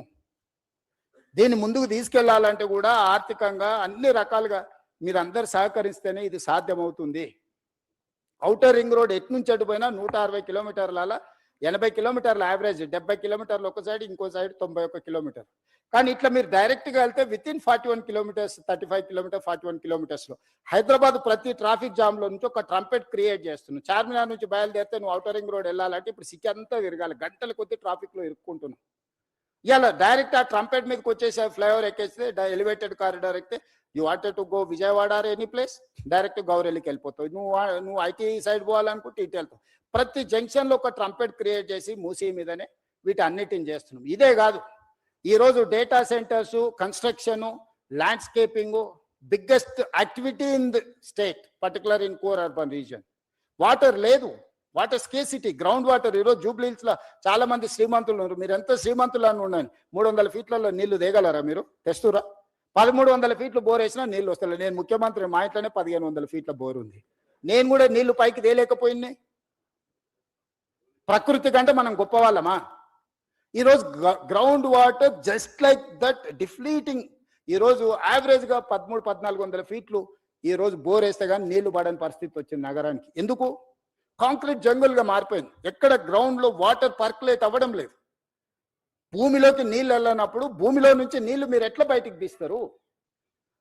ఈరోజు చెరువులు, కుంటలు, నాలాలు అన్ని ప్రక్షాళన చేసి నీటి ప్రవాహాన్ని స్థిరీకరించి మూసీ నదిలో నిరంతరం నీళ్లు పెడితే గ్రౌండ్ వాటర్ పెరుగుతుంది. ఈ రోజు ఇల్లు కట్టుకునేటోళ్ళకు కూడా వాటర్ హార్వెస్టింగ్ మ్యాండేట్ చేసినాం. రోడ్డు మధ్యలో హార్వెస్టింగ్ వెల్స్ ఈ రోజు కన్స్ట్రక్షన్ చేస్తున్నాం. నీళ్లను ఒడిసి పట్టుకోవాలని ఒక విధానాన్ని తీసుకొచ్చిన హైదరాబాద్ నగరంలో నీళ్లు మీరు ఎక్కడ లోపలికి పోయి తెచ్చినా కొద్దిగా అందులో కాలుష్యం ఎక్కువ ఉంటుంది. బియాండ్ ఏ పాయింట్ మీరు బోర్ డ్రిల్ చేసి వాటర్ తెస్తే ఆ వాటర్ దేనికి పనికి ఉపయోగం ఉండదు. అదేవిధంగా కన్స్ట్రక్షన్కు మనం అత్యధికంగా ఖర్చు పెట్టి, ఇంతకుముందు వెంకట నరసింహారెడ్డి గారు చెప్పారు, కృష్ణా నది నుంచి గోదావరి నది నుంచి మనం హైదరాబాద్ నగరానికి తెచ్చే నీళ్లను పరిశ్రమలకు ఇచ్చినా నిర్మాణ సంస్థలకు ఇచ్చినా ఒక కేఎల్కి 180 రూపాయలు ఛార్జ్ చేస్తున్నాం అన్నాడు. ఇవాళ వాటర్ ట్రీట్ చేసి ఎస్టీపీల ద్వారా వాటర్ని తిరిగి వినియోగించుకుంటే 70 నుంచి 80 రూపాయలు ఒక కేఎల్కి, అంటే మోర్ దాన్ 60% వాళ్ళ కాస్ట్ కటింగ్ చేయడానికి ఉంది. ఈరోజు వేలాది కోట్ల రూపాయలు, దాదాపుగా 2-3 లక్షల కోట్ల రూపాయలు మా శ్రీధర్ బాబు గారు డేటా సెంటర్స్ ఇన్వెస్ట్మెంట్ తీసుకొచ్చిన last 2 years. They need water. పర్టికులర్గా గ్రే వాటర్ ఇవ్వగలిగితే, ట్రీటెడ్ వాటర్ ఇస్తే వాళ్ళకు ఇన్వెస్ట్మెంట్ ఇన్సెంటివ్స్ ఉన్నాయి ప్రపంచంలో. సో ఈరోజు మనం ఆ వాటర్ని ఎస్టీపీల ద్వారా ఈ వాటర్ని విడిచిపట్టుకొని ఈ మూసీ నది ఎంబడే ట్రంక్ లైన్లు రిజర్వాయర్స్, వాటర్ రిజర్వాయర్స్ చేసి మనం పంపింగ్ చేసి వాటికి నీళ్ళు ఇస్తే వేలాది కోట్ల రూపాయల పెట్టుబడులే కాదు, రాష్ట్రానికి కూడా లక్షలాది కోట్ల రూపాయల పెట్టుబడులు వస్తాయి. రాష్ట్రానికి 1000 కోట్ల రూపాయల ఆదాయం వస్తుంది. ఇదంతా గ్రోత్ ఇంజన్ కింద మారుతుంది. రాష్ట్రం యొక్క ఎకనామిక్ యాక్టివిటీ మారుతుంది. ఔటర్ రింగ్ రోడ్ వేసినప్పుడు కూడా కొందరు భూములు పోయినాయి, పోలేదా? శంషాబాద్ ఎయిర్పోర్ట్ కట్టినప్పుడు కూడా కొంతమంది భూములు కోల్పోయినాయి. ప్రకాష్ గౌడ్ ఎమ్మెల్యే గారు ఉన్నారు, ఆ ప్రాంతానికి 4 సార్లు ఎమ్మెల్యే. ఈ భూములని పోయినప్పుడు వాళ్ళని ప్రభుత్వం ఒక మానవీయ కోణంలో ఆదుకునే ప్రయత్నం చేసింది. నష్ట పరిహారాన్ని ఇచ్చినాం. ఈరోజు ఇంకా నేను అత్యధికంగా ఇస్తా అంటున్నా. ఆ రోజన్నా చాలా కన్జర్వేటివ్గా, ఆ రోజున్న ఫైనాన్షియల్ కన్స్ట్రెయిన్స్లో ఎక్కువ ఇవ్వలేకపోయిండ్రు. ఈరోజు సంపూర్ణంగా మనం అందిద్దాం అనుకుంటున్నాము. ఏం ఖర్చు పెడతామో చెప్పండి. హౌస్లో ఓపెన్ డిబేట్ చేద్దాము. పర్ పర్సన్ ఏమిద్దామో మీరు చెప్పండి. హార్డ్లీ 10,000 ఫ్యామిలీస్ ఉన్నాయి ఇప్పుడు ఈ మూసీ నది పరివాహక. మేము ఆల్రెడీ ఎన్యూమరేట్ చేసినాం. 4 నెలలు ఇంటింటికి వెళ్ళి ప్రతి దగ్గర ఆ ఇంటి వివరాలు అన్ని రాసుకొచ్చి డేటా కలెక్షన్ చేసిన 4 నుంచి 5 నెలలు కొన్ని వందల మంది అధికారులను మూసీ నది పరివాహక ప్రాంతంలో ఉన్న పేదల యొక్క వివరాలు అన్ని సేకరించిన. చాలా మంది ఏమనుకుంటారు, ఏం లేదు జస్ట్ తెచ్చి కూలగొట్టాలనుకుంటున్నాను. తప్పు. ప్రతి పేదవాడి వివరాలు నా దగ్గర ఉన్నాయి. మూసీ నది పరివాహక ప్రాంతంలో నిరాశ్రయుల వాళ్ళు ఎవరున్నారు, వాళ్ళ కోసం డబుల్ బెడ్రూమ్ ఇల్లు ఏవైతున్నాయో 10,500 ఇల్లు కేటాయించిన. అయితే వాళ్ళు ఒక కన్సర్న్ ఎక్స్ప్రెస్ చేశారు. మాకు ఇక్కడ ఉపాధి ఉన్నది, మేము చిన్న చిన్న పనులు చేసుకుంటాం, మేము ఇళ్లలో పని చేసుకుంటాం, మమ్మల్ని తీసుకెళ్ళి అక్కడెక్కడో వేస్తే మాకు ఈ పని పోతుంది, మాకు ఉపాధి పోతుందని నాకు సానుకూలంగా అనిపించింది. అందుకే ఎక్కడికక్కడ ఏరియాలు ప్రభుత్వ భూములలోనే వాళ్ళకి ఇండ్లు కట్టి ఇవ్వాలని ఈరోజు మా బట్టి విక్రమార్క గారు ఆ సంఘాలు వస్తే జన ఆందోళన సంఘంతో కూర్చొని వాళ్ళకి హామీ ఇచ్చింది. ఈరోజు అంబర్పేట ఎమ్మెల్యే, అంబర్పేటలో 150 ఎకరాల భూమి ఉంది. ప్రభుత్వ కార్యాలయకు పోలీస్ అకాడమీ ట్రైనింగ్కి పోను. ఆ అంబర్పేట శాసనసభ నియోజకవర్గంలో మూసీ నది ఒడ్డున ఉన్న వాళ్ళందరినీ 20-25 ఎకరాలలో అక్కడ వాళ్ళకి ఇళ్లతో పాటు పాఠశాల కట్టి వైద్య సదుపాయాలు అందించి వాళ్ళకు ఒక క్వాలిటీ ఆఫ్ లైఫ్ని ఇవ్వాలని ఈరోజు మేము ప్రణాళికలు చేస్తున్నాం.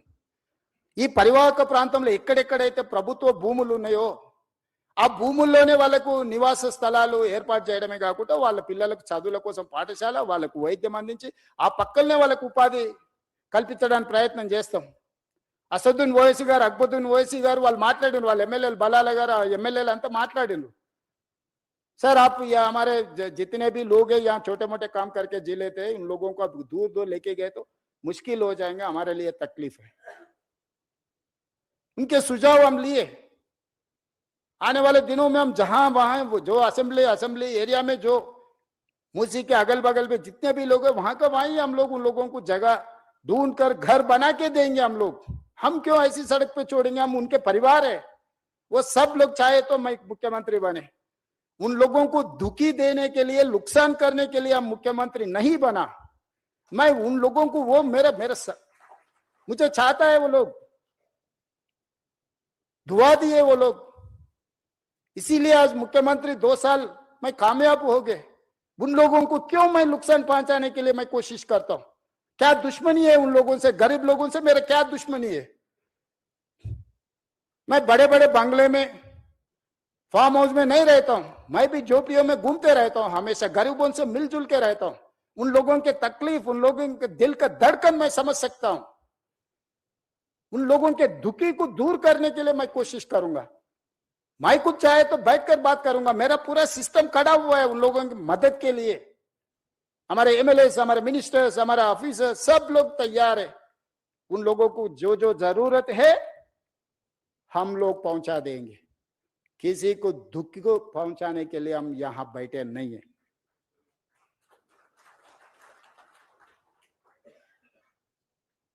लोग समझ रहे होंगे, अरे यहां पर कुछ बना है, अरे रेवंत रेड्डी जी रियल एस्टेट के लिए सोचता है। हाँ, जरूर सोचता हूं, क्यों नहीं।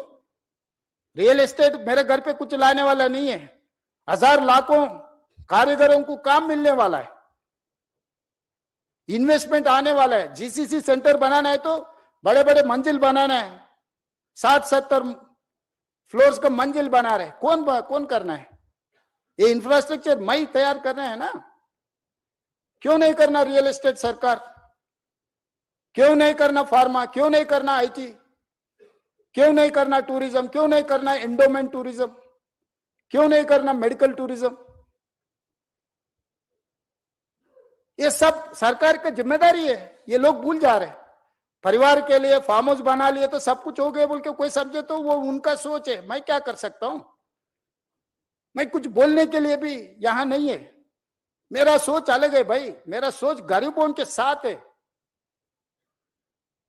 पैसे ऐसो वाले इधर पसंद नहीं है तो सिंगापुर जाएंगे, सिंगापुर समझ में नहीं आया तो पहले दुबई जा रहे थे, 15 दिन से साथ दुबई से फिर इधर आ रहे। देखो हकीकत। पहले बोल रहे थे अरे हैदराबाद क्या, हैदराबाद है, दुबई देखो। अभी बोल रहा है भाई Hyderabad is safest place. Why? Because when war was going on, operation Sindoor, India Pakistan, that time you have organized Miss World in Hyderabad with safe. So Hyderabad is safest place for any person. ఈ రోజు ప్రపంచం అంతా మన వైపు చూస్తుంది.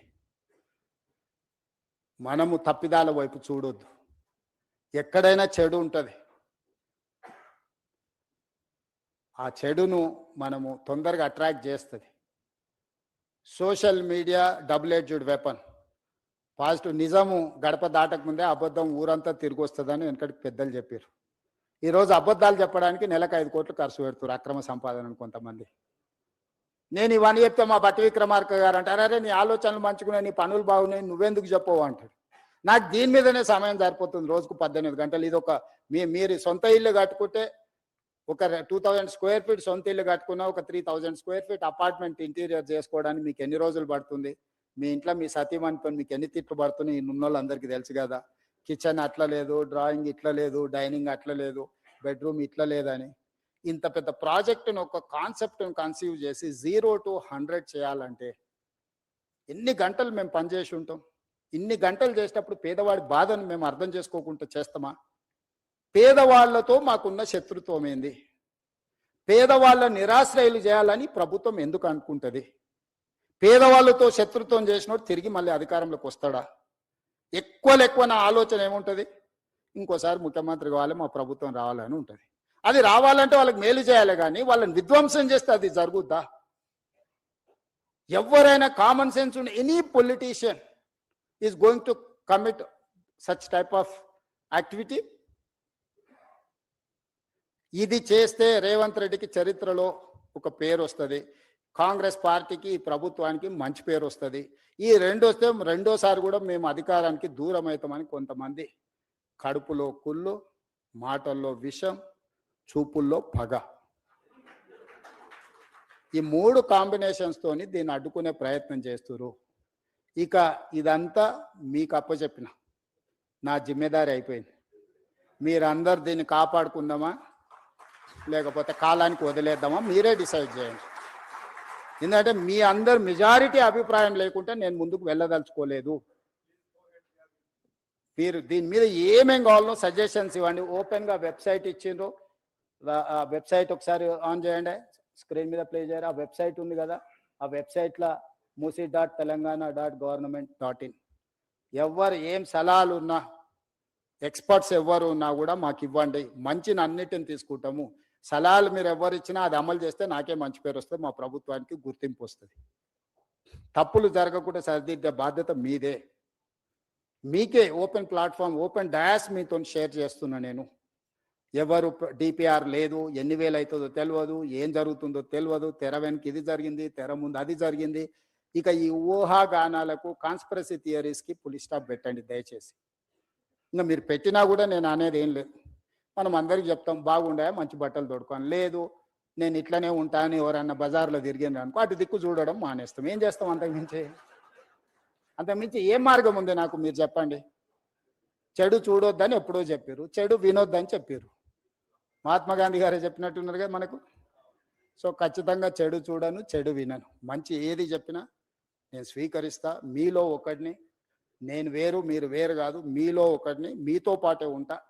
మనందరం కలిసి ఈ ప్రాజెక్టును ముందుకు తీసుకెళ్తాం. మీరు అందరూ మద్దతు ఇవ్వండి. ఒక అద్భుతాన్ని అంటే అద్భుతాన్ని ప్రపంచంతో పోటీ పడే విధంగా మన నగరాన్ని తీర్చిదిద్దుకుందాము. మన చరిత్రను కాలగర్భంలో కల్పొద్దు, మన చరిత్రను భవిష్యత్ తరాలకు అద్భుతంగా అందిస్తామని తెలియజేస్తూ ఓపికగా 2.5 గంటలు కూర్చున్న మీ అందరినీ మనస్ఫూర్తిగా మరొకసారి అభినందిస్తూ, నల్లగొండ ప్రజల యొక్క బాధను అక్కడికి వెళ్ళి చూస్తే తెలుస్తుంది. ఇక్కడ మీరు కాలుష్యాన్ని మాత్రమే చూస్తున్నారు. వాళ్ళ భవిష్యత్ తరాలు, పుట్టబోయే పిల్లలు కాలు వంకర, కన్ను వంకర, లేకపోతే రకరకాల సమస్యలతోని ఆ ప్రాంతంలో ప్రజలు బాధను అనుభవిస్తారు. ఈ మూసి ప్రక్షాళన చేయకపోతే వాళ్లకు న్యాయం జరగదు. నల్లగొండ ప్రజల యొక్క సమస్యను కూడా సానుకూలంగా అర్థం చేసుకొని ప్రాజెక్టుకు ముందుకు వెళ్ళడానికి అవసరమైన సహకారాన్ని, సూచనలు ఇవ్వాల్సిందిగా కోరుకుంటూ మీ అందరి దగ్గర సెలవు తీసుకుంటున్నా. ధన్యవాదాలు.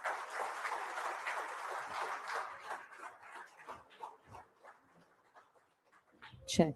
So thank you very much for caring for the citizens of the city and thereby the state with your long-term vision and your relentless effort. Can we give a big round of applause for the Honorable Chief Minister of the state, Telangana? This was really impactful. And I request everybody here, all the delegates and special guests here, to tweet about today's event and whatever, if you have recorded, to tweet it. Let's take this vision of rejuvenating River Musi forward. Requesting all of you to tweet this on all the social media platforms. Thank you very much. Dinner is arranged for every one of you here. Kindly indulge in dinner before you all leave. Thank you very much for this opportunity. Signing off, your show host Sharmila Kasala. Jai Hind, Jai Telangana. Thank you.